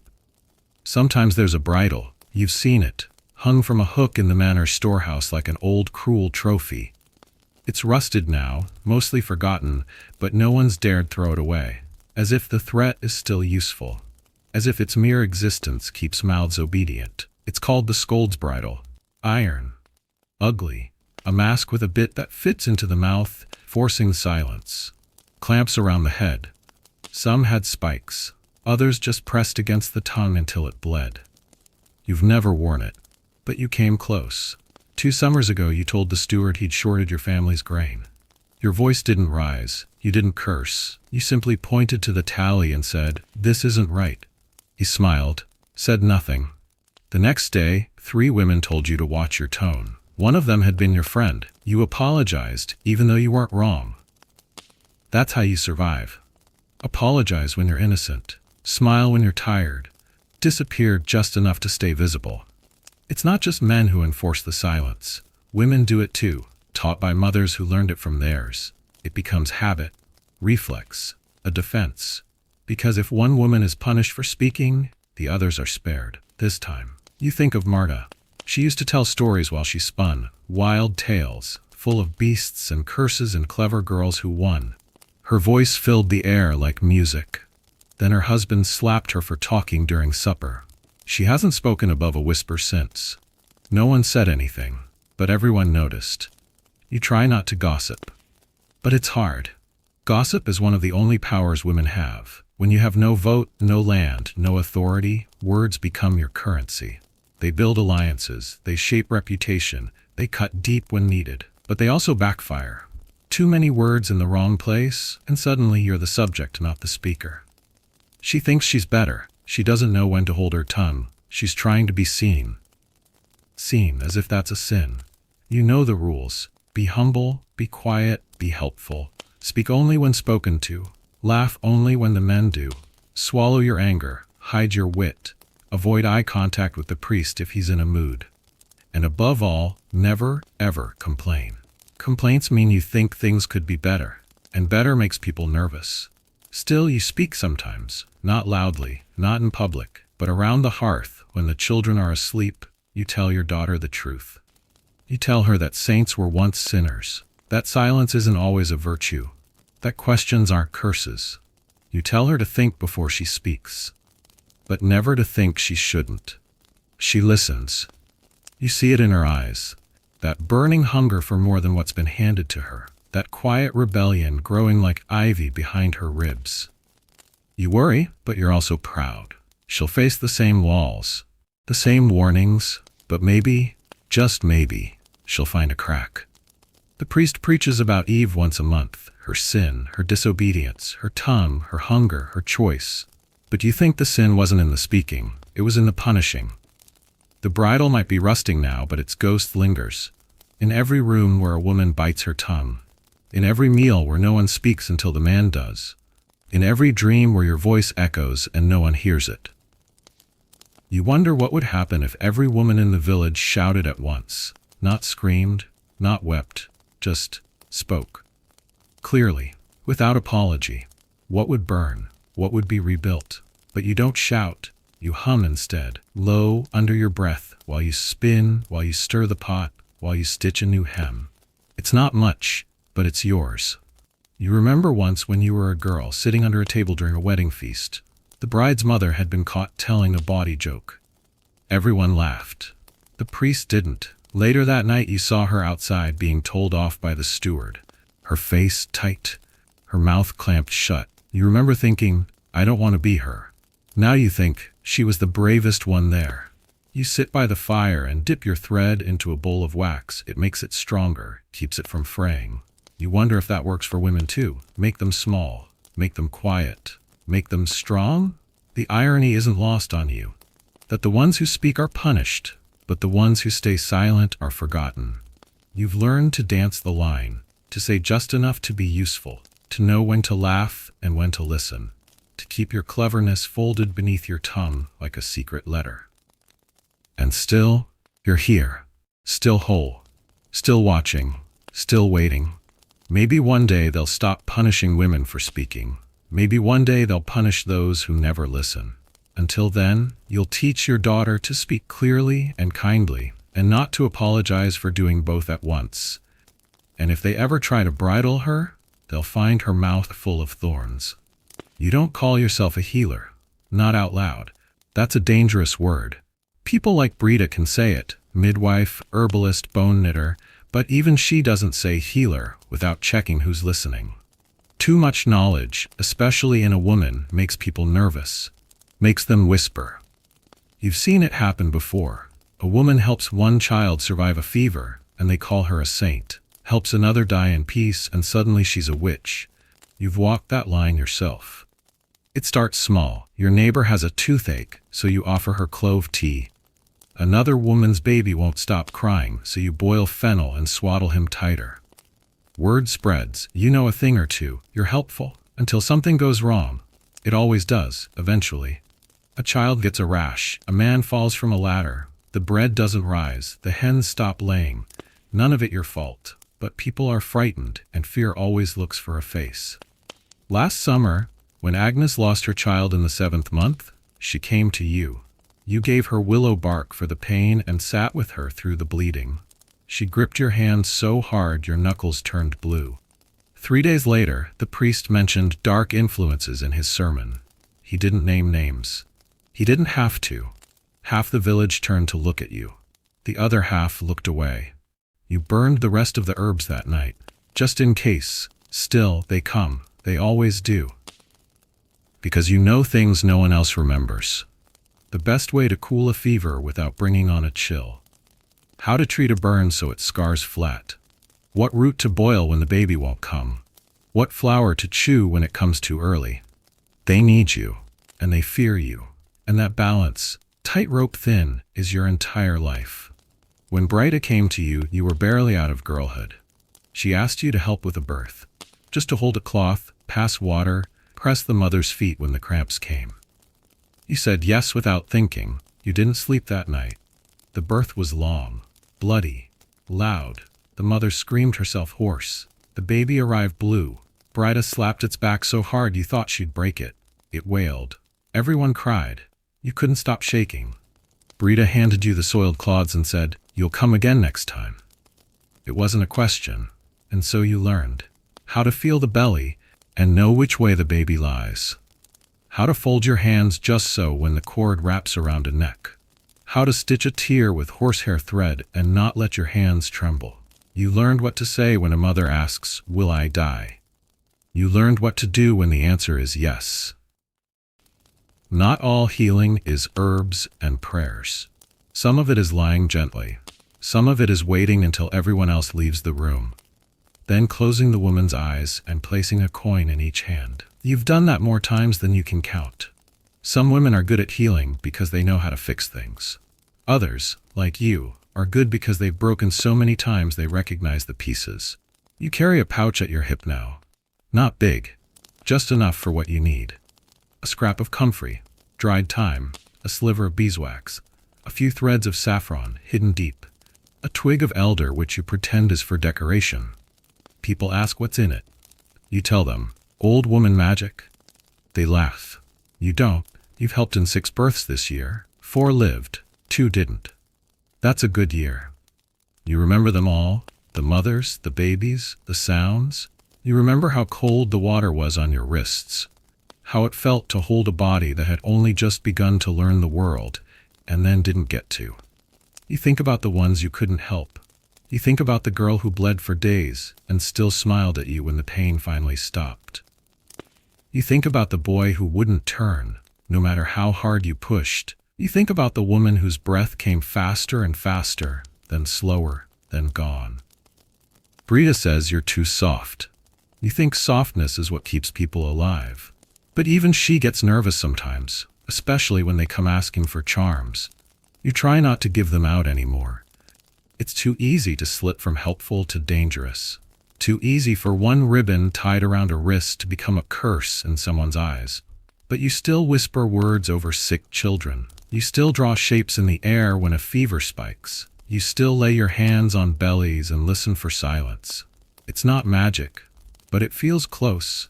Once when you were walking to gather elderflowers, a boy threw a stone at your back, called you witch, ran.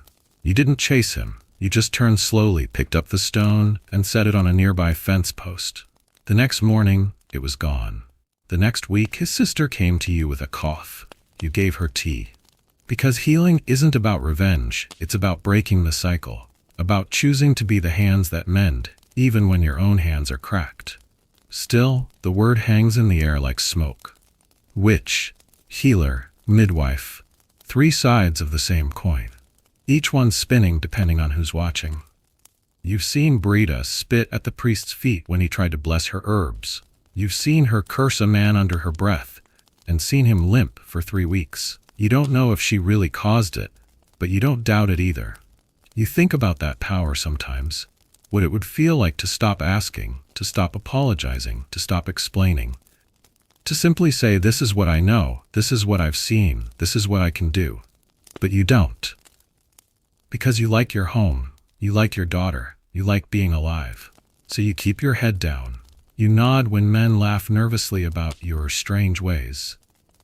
You smile when the steward's wife calls you clever for a farm girl. You say nothing when someone crosses themselves after you leave a room. You keep healing anyway, because someone has to. And maybe, one day, the girl you helped deliver last year, the one with the mole on her cheek and a voice like birdsong, will grow up and say, I knew a woman once. She wasn't a witch. She was the only reason my mother survived. You can live with that. You can live with being remembered by someone whose name you'll never know, because you were never in it for fame. You were in it for breath, for warmth, for heartbeat, for that soft moment after the pain when a baby cries and a woman lives and no one dies that day. That's your magic. That's enough. Market day arrives with more dread than excitement. For the wealthier families, it's an outing, a change of rhythm. For you, it's a marathon. Your legs already ache before you've left the doorway, and you haven't even started the walk yet. You rise before the sun. There's bread to pack, stale but firm enough to trade. A small bundle of dried nettles, a few onions that haven't gone soft, 1 egg from the hen who's been kind enough to lay. No meat, no butter, nothing anyone would really want, but you carry it anyway. The basket is light. That's the problem. You wrap it in linen and press it close to your chest as you step outside. The morning is cold, the kind that bites. Not quite winter, but you feel it in your bones all the same. Your feet, bare, meet the frost-kissed dirt. You wince but keep walking. Your shoes are too worn to risk another journey. Better to ruin skin than leather. Feet heal. Mostly. The road to market stretches wide and rutted. 4 miles of mud, pebbles, and the sort of cold that seeps up from the ground and into your spine. You fall in beside 3 other women. No one speaks at first. The air is too raw.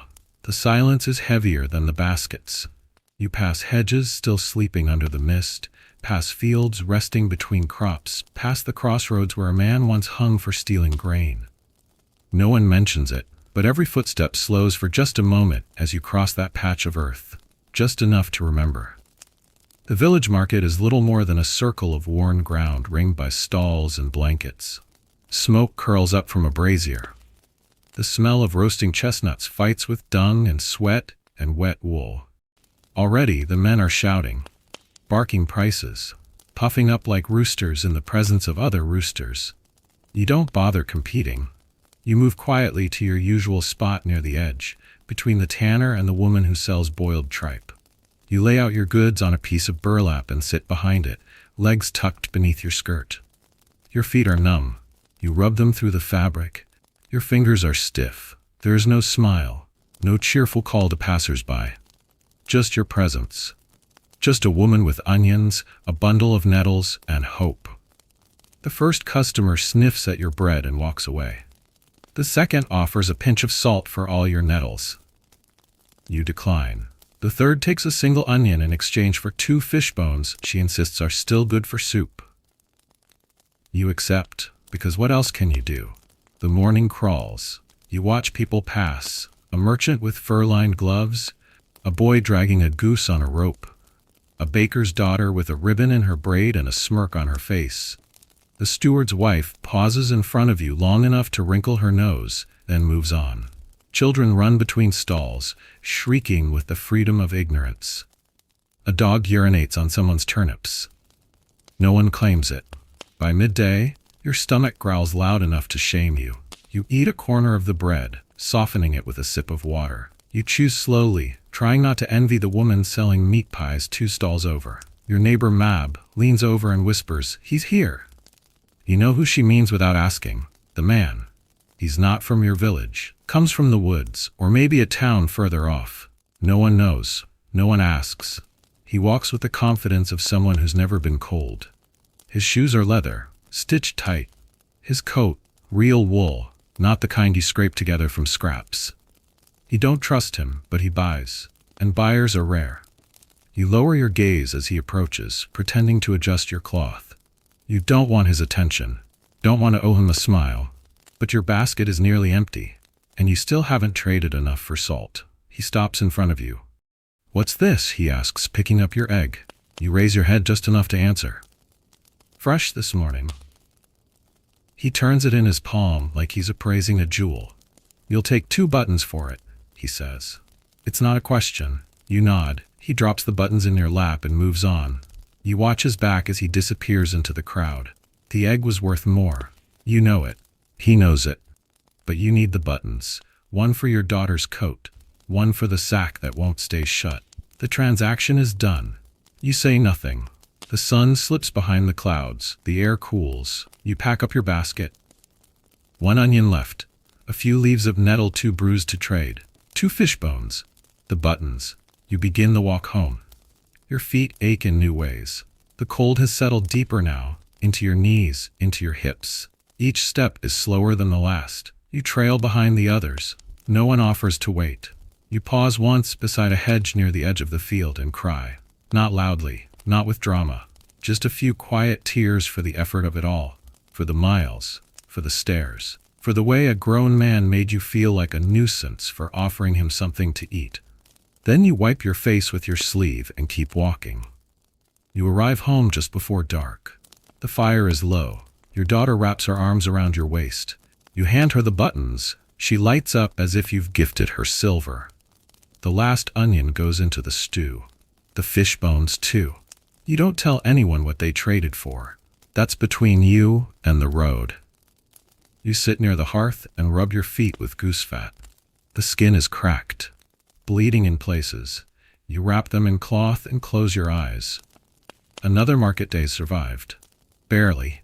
You think about how many more lie ahead, and you promise yourself, next time, you'll bring more. Even if it means less for the house.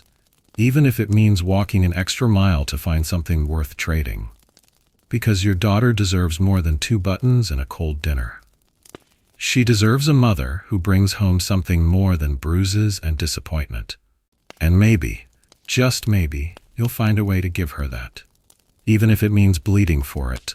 Feast day doesn't come often. Once a month, maybe less. But when it does, the entire village hums in a different key, like a choir warming its throat, like everyone is waiting for permission to breathe. You wake early, as always. But this time, the air feels different. You open your eyes and don't think first of firewood or pigs. You think of your good scarf, the one tucked behind the beam above the hearth, wrapped in linen to keep it from the mice. You slip it on as the sun rises, the fabric soft against your neck, still smelling faintly of rosemary from the herb shelf. Your daughter gasps when she sees you. You smile, just a little. "Don't touch it," you say. "Not yet." She nods, eyes wide, her own braid freshly tied with a scrap of ribbon. She's taller now, starting to carry herself like someone who belongs to the world. You see it in the way she walks, like she knows someone is watching. You smooth the front of your gown. It's the same one you wear every day, but today it's stitched a little tighter, the belt drawn higher. You rub your sleeves with a damp cloth. They still show stains, but less than usual. Outside, the world is waking with ceremony. The oxen are scrubbed down, the pathways swept. A garland of herbs hangs from the church door. Lavender, thyme, elderflower. It smells like memory. Your neighbors are already out. Children with cheeks flushed from excitement. Men pretending not to care, but wearing their least worn tunics. Women laughing in clusters, hands fluttering like birds. You join them slowly. There's a kind of performance in your walk today. Spine straighter, steps more careful. No one will say it aloud, but this is your theater. This is when you remember you are not just a worker, not just a womb or a set of hands. You are a person, a participant, a piece of the feast. You carry your dish to the communal fire. Barley and beans with a dash of dried garlic. Not much, but enough. Mab brings a pie made with dried apples and butter she bartered from the tanner's wife. You both eye it with longing but say nothing. She sets it down like it's nothing, but you know how much it cost her. The fire burns high, crackling, drawing everyone inward. Meat sizzles on spits, pork if you're lucky, maybe even goose. Someone laughs loudly, someone plays a pipe off-key. The priest leads a short prayer. You bow your head, but your mind is already on the food. You aren't ashamed. The first bite is always the best. Rich, hot, heavy. You close your eyes and let it sit on your tongue. There's fat in it. Real fat. You chew slowly, savoring. You try not to look greedy, but inside your stomach sings. You eat more than you should. Everyone does. For once, no one pretends they aren't hungry. Afterward, the dancing begins. You used to join in before your back grew stiff and your knees forgot how to bend. But today, you let your daughter go. You watch her from the edge of the green, your hands folded in your lap, your scarf still neatly tied. She spins with the other girls, her laughter high and sharp. A boy tries to take her hand. She pulls away. You hide your smile. The music is simple. A drum, a pipe, the steady clapping of hands. But it fills the air like something divine. You let your foot tap along, just a little. Someone hands you a cup of ale, stronger than what you brew. You sip carefully, the bitter tang curling your tongue. It warms you from the throat down. You sit beside Marta, who's already flushed from drink. She tells you about her youngest, how he stole a turnip, how he cried when caught, how she let him keep it anyway. You nod, sip again, and feel your shoulders relax. This is joy, you think. Not loud, not wild, but steady. Warm, enough. Still, there's tension beneath the laughter. You see it in the glances, in the way people measure how much someone eats, who dances with whom, who lingers too long near the steward's table. Feast day is freedom, but it's also a test. One misstep, one joke too sharp, one glance too bold, and you could be the next whispered name on someone's lips. So you stay quiet. You smile just enough. You laugh only when others do. Still, part of you aches to break free, to dance barefoot, to drink too much, to shout. You don't.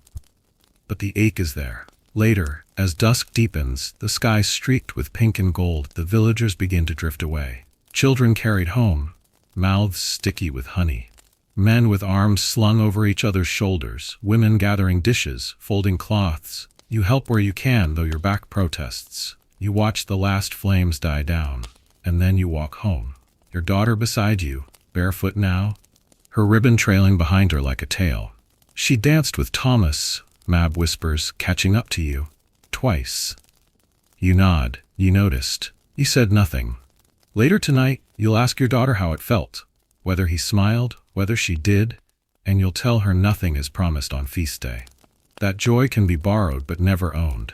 But for now, you let her float beside you, humming a tune, skipping every third step.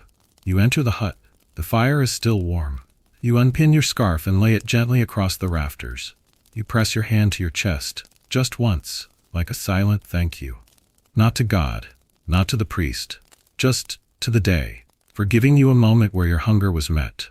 Your daughter was seen, and your body remembered how to be more than useful. You sit beside the hearth and close your eyes. Tomorrow, it will be back to bread crusts and boiled weeds. But tonight you danced, even if only through her. And that counts. The cold arrives without asking. It doesn't knock, doesn't whisper.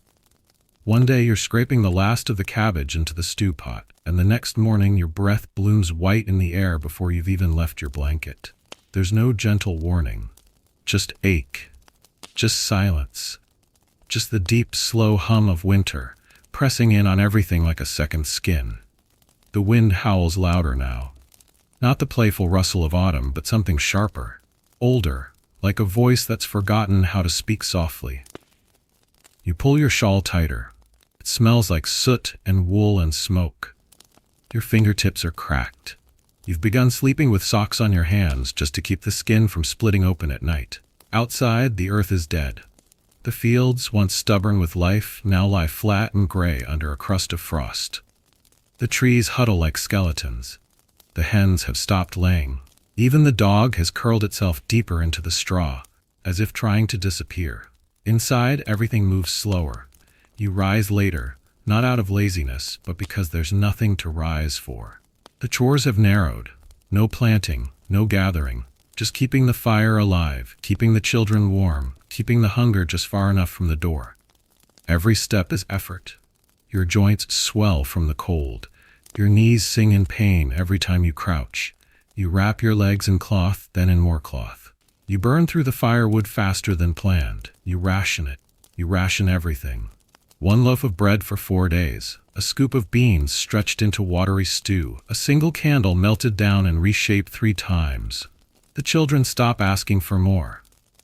That's how you know it's serious. There's no meat, of course. Not unless someone's goat slips on ice and breaks its leg. And even then, it's a quiet matter. A shared butcher job behind a shed. Every part taken, none wasted. Even the bones boiled until they split. You've begun dreaming of spring, not in colors but in texture. The feeling of mud between your fingers. The sound of bees. The first dandelion pushing through dead leaves. But it's months away. Now all you have is the ache of your back, bent from carrying buckets through the snow, the ache in your gums from too little salt, the ache in your heart, watching your daughter's dress grow shorter on her legs because she's growing and there's no cloth to spare.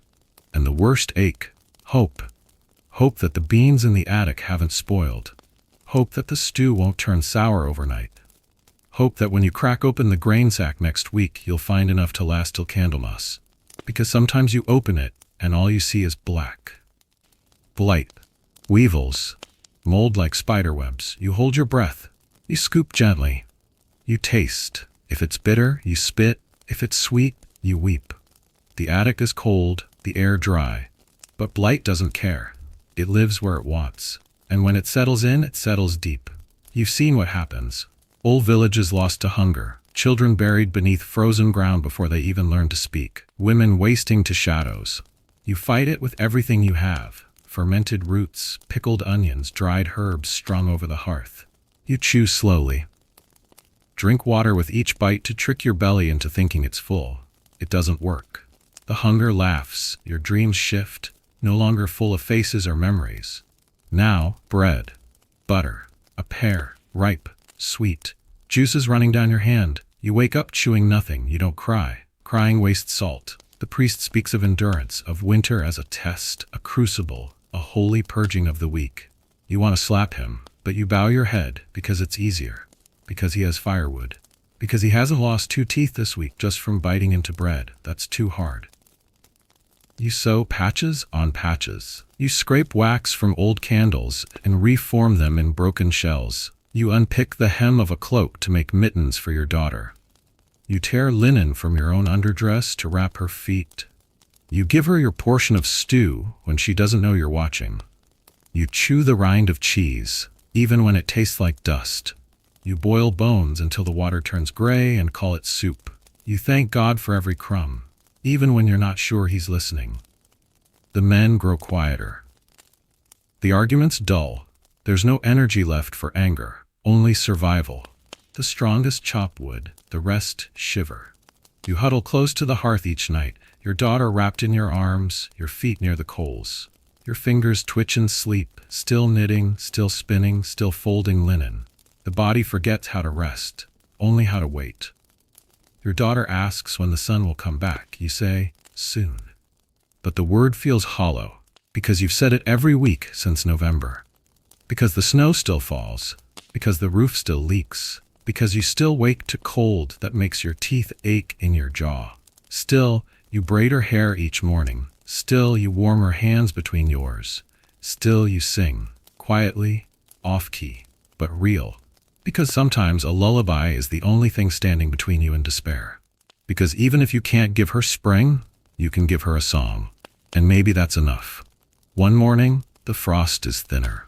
The air smells different. Still cold, still sharp, but lighter. You notice it first in the way the smoke rises straight from the chimney instead of curling in fear. You step outside and hear it, the tiniest drip. Snow melting from the edge of the thatch. A promise. Not much, but enough to make you breathe easier. You climb to the attic that afternoon and check the beams again. Still good, still dry. You take a handful and whisper thanks. Not to God, not this time, but to the beams. To the roof for holding. To your daughter's small hands for tying the sacks tight. To yourself for making it this far. Winter isn't over, but the wheel is turning, and you're still here. Cold, hungry, tired, but still here.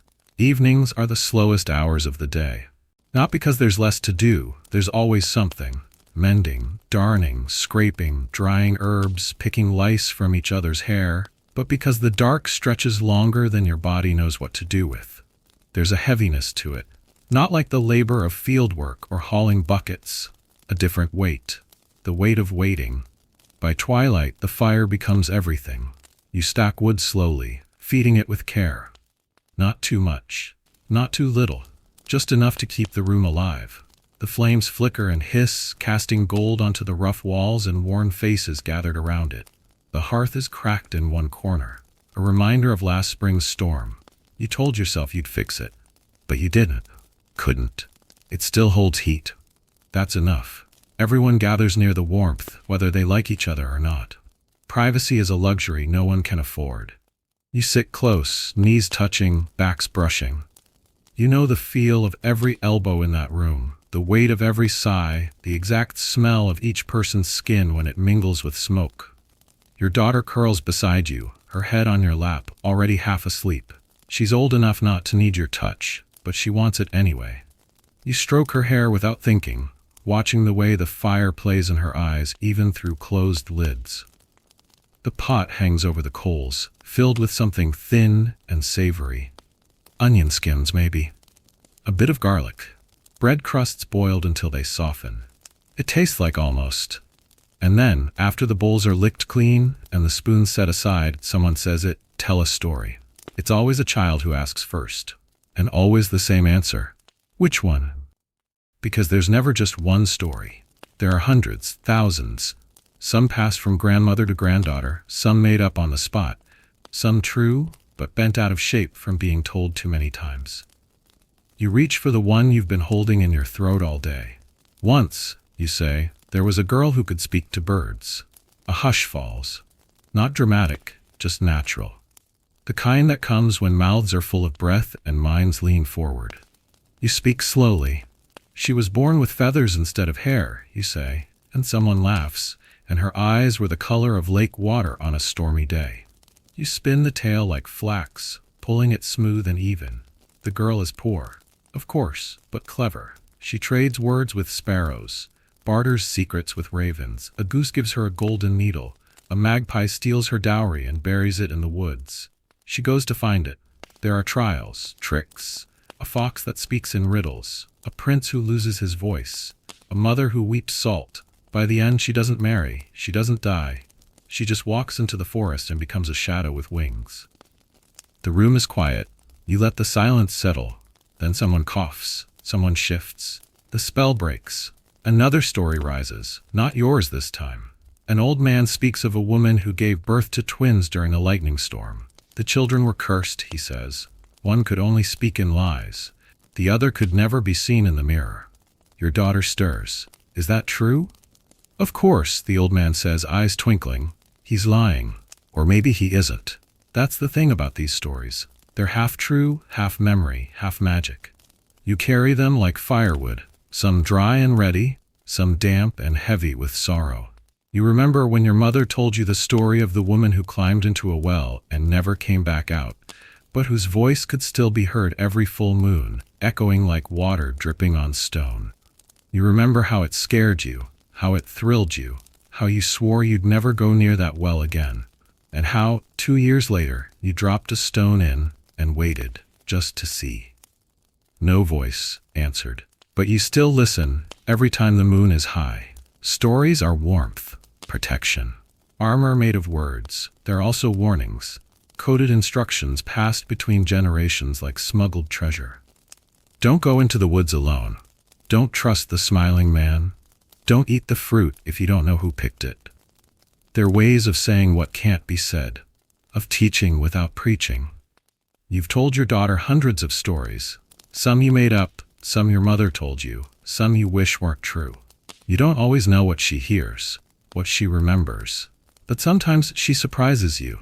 Like last week, when she told the neighbor boy that the reason she wouldn't kiss him was because she was descended from a line of ghost queens who only loved once in a lifetime, and he didn't look like her destiny. You had to hide your face to keep from laughing. That night, you added Ghost Queen to her bedtime story. She fell asleep smiling. Tonight, after the others have wandered off to their sleeping places, she looks up at you and whispers, "Tell me one more." You pretend to groan, but you're already weaving. This time, it's about a girl who plants a tree every time someone she loves dies. The trees whisper to her in her sleep. One day, she follows their voices and finds a garden where the dead grow into stars. Your daughter's breath evens before you finish. You stop speaking, but the story continues in your mind. You tuck the blanket around her. The fire dims. The hut creaks with the weight of night. Outside, the wind carries its own tales, rustling the thatch, moaning through the cracks, brushing against the window like a hand that wants to be let in. You sit in the glow, eyes heavy, hands idle for the first time in hours. This is the only moment that belongs to you. No tasks, no noise, no one asking, just breath, just flame, just you. And the stories that live behind your ribs, waiting to be told again tomorrow. You are 36, but when you look into the copper pot's warped reflection, you see someone older. Not ancient, not ghostly, but weathered in ways no number quite accounts for. The lines around your mouth are not from laughter. The folds beneath your eyes are not from sleep. And your back is always asking you to sit, even when you're already sitting. They call you crone now. Not as an insult, not even unkindly. Just casually, as if it were a natural turn in the story. The maiden becomes the mother becomes the crone. That's the way of it, isn't it? Only you're still here, still hauling water, still grinding barley, still stitching hems and wiping noses and remembering the names of every herb that stops a wound from festering. You're not finished, but the world has begun to look through you, as if your usefulness has an expiration date printed somewhere behind your eyes. The younger women don't seek your advice like they once did. The boys don't flirt, even by accident. The men? They nod politely, but don't look twice. Your daughter is taller now, prettier. Her skin hasn't yet learned the language of weather. She walks beside you and the world bends toward her. You used to bend the world too, in small ways, with your voice, your hands, your laughter. Now you move like a shadow, long and stretched and quiet. It's not bitterness that fills you. It's something stranger. A kind of absence. The knowledge that you haven't changed nearly as much as they've decided you have. You remember what it was like to be 15. The way your body felt like fire and music and ache. The way your hair held the sun. The way your name tasted when said by someone who wanted something from you. That girl still lives inside your bones. She knocks sometimes just to remind you. But when you speak, people don't hear her voice anymore. They hear the crackle of age, the certainty of someone too tired to chase romance, too wise to be surprised, too patient to be invited. They mistake your calm for contentment. But inside, you still rage. Not loudly, not foolishly. Just enough. Enough to notice. Enough to mourn. enough to miss the days when your name carried edges, not soft corners. Your hands still work, better than most. They know the grain of wood, the rhythm of spinning, the pressure needed to bring down a fever without letting it boil. You're still needed, but not admired. You've become part of the scenery. And yet, there is power here too. You're no longer at the mercy of a man's glance. You no longer blush. You don't hesitate to say what needs saying. You don't soften your tone when you're right. When someone argues, you hold their gaze until they blink. You don't fear being alone anymore. You don't pretend to enjoy the company of people who make you smaller. You take up your space. And even though they call you crone as if that's the end of the story, you know better. Crone is just a word. But what it holds is survival. It holds a woman who has bled and not broken, who has buried children and still sings lullabies, who has loved and lost and loved again in quieter, deeper ways, who has made meals from nothing, who has mended wounds and lies and hearts with the same worn hands. You sit outside the hut one morning, warming your legs in the thin sun. Your daughter comes up behind you and braids your hair. She hums as she does it, your tune, one you didn't realize she remembered. You don't speak, you just let her fingers move. They're careful, gentle. You feel loved, and it startles you, not because you forgot what it felt like, but because you hadn't expected it today. Afterward, she hands you a cup of tea, bitter but warm. You sip it slowly, looking out across the village green. A younger woman walks past, basket on her hip, laughing too loudly. Her skirt is too short. Her braid is messy. Someone behind you mutters, "She'll learn." You don't join in. You remember what it was like to be her, and you think, let her have her noise. The world will quiet her soon enough. Later that evening, around the hearth, someone asks for a song instead of a story. An old tune, a sad one. You begin to hum it without thinking. They all fall silent. Even the fire seems to hush itself to listen. Your voice is lower now, more gravel than honey, but it holds. It carries. You sing of a woman who waits for her lover by the river. She grows old, he never comes, but she waits anyway. At the end of the song, no one claps, no one speaks. It is enough that they heard it, that they felt the weight of it. You set down your spindle and close your eyes, not from tiredness, but from fullness. Tomorrow, your knees will ache. You'll curse the damp. You'll find gray in your daughter's braid and wonder how time passed so quickly. But tonight, they listen to your voice. And for a moment, you weren't invisible. You were the fire. The wind changes at night. It snakes through the thatch and sighs down the chimney, carrying the kind of chill that wraps itself around your ribs. The fire is low now, not out, but slow burning, reduced to a quiet pulse, like the breath of an animal sleeping deeply beside you. You lie on your side on the straw mat, back curled, your daughter's feet pressed to your shins. You can hear her breathing. Slow, uneven, dreams tugging at the corners of her sleep. Your eyes are open. You're not sure why. You're tired, bone-tired, but your body isn't ready to surrender. Some part of you is still scanning the dark, listening for mice in the grain sacks, for the sudden cough of a sick child, for the creak of the roof giving way beneath its own weight. The night always holds too many maybes. Maybe it will rain again and the roof will leak. Maybe the fire will die and you'll wake freezing. Maybe you'll hear the bell toll at dawn and learn someone didn't make it through. You turn onto your back and stare at the beams overhead. The same beams you've seen every night for 2 decades. Smoke-stained, bent, familiar. They've held your secrets, your prayers, your dreams. You remember the first time you laid under them, your wedding night, belly full of dread and hope.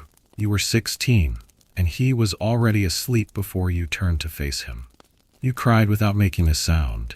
These same beams watched you bleed with your first child, watched you scream and hold and hush.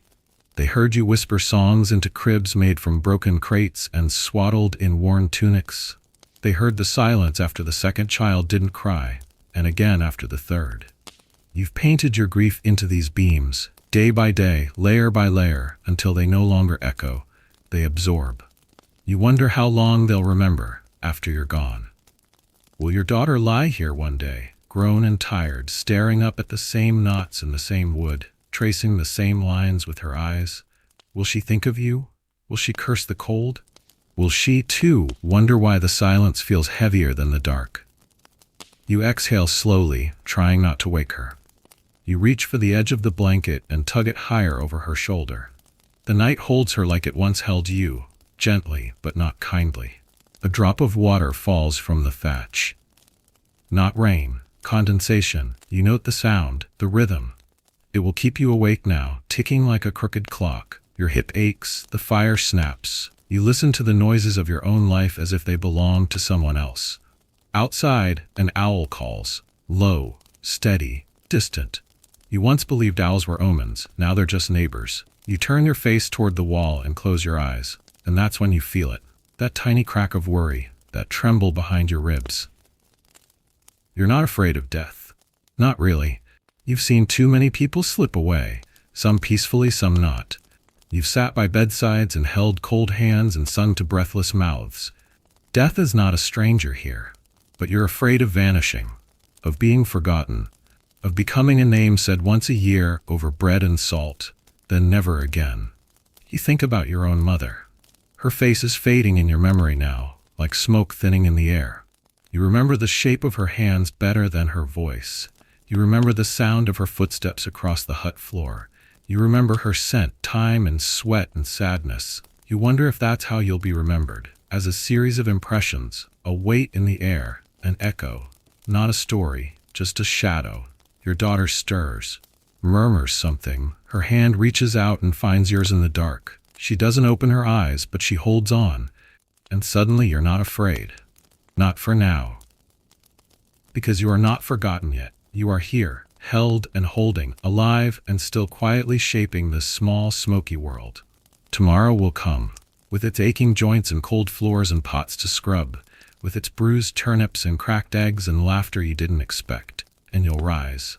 Again, like you always do. You close your eyes and sleep takes its time. But it comes, just like always, just like you. The fire is low now, just a glow beneath the ash, pulsing soft orange and warm red.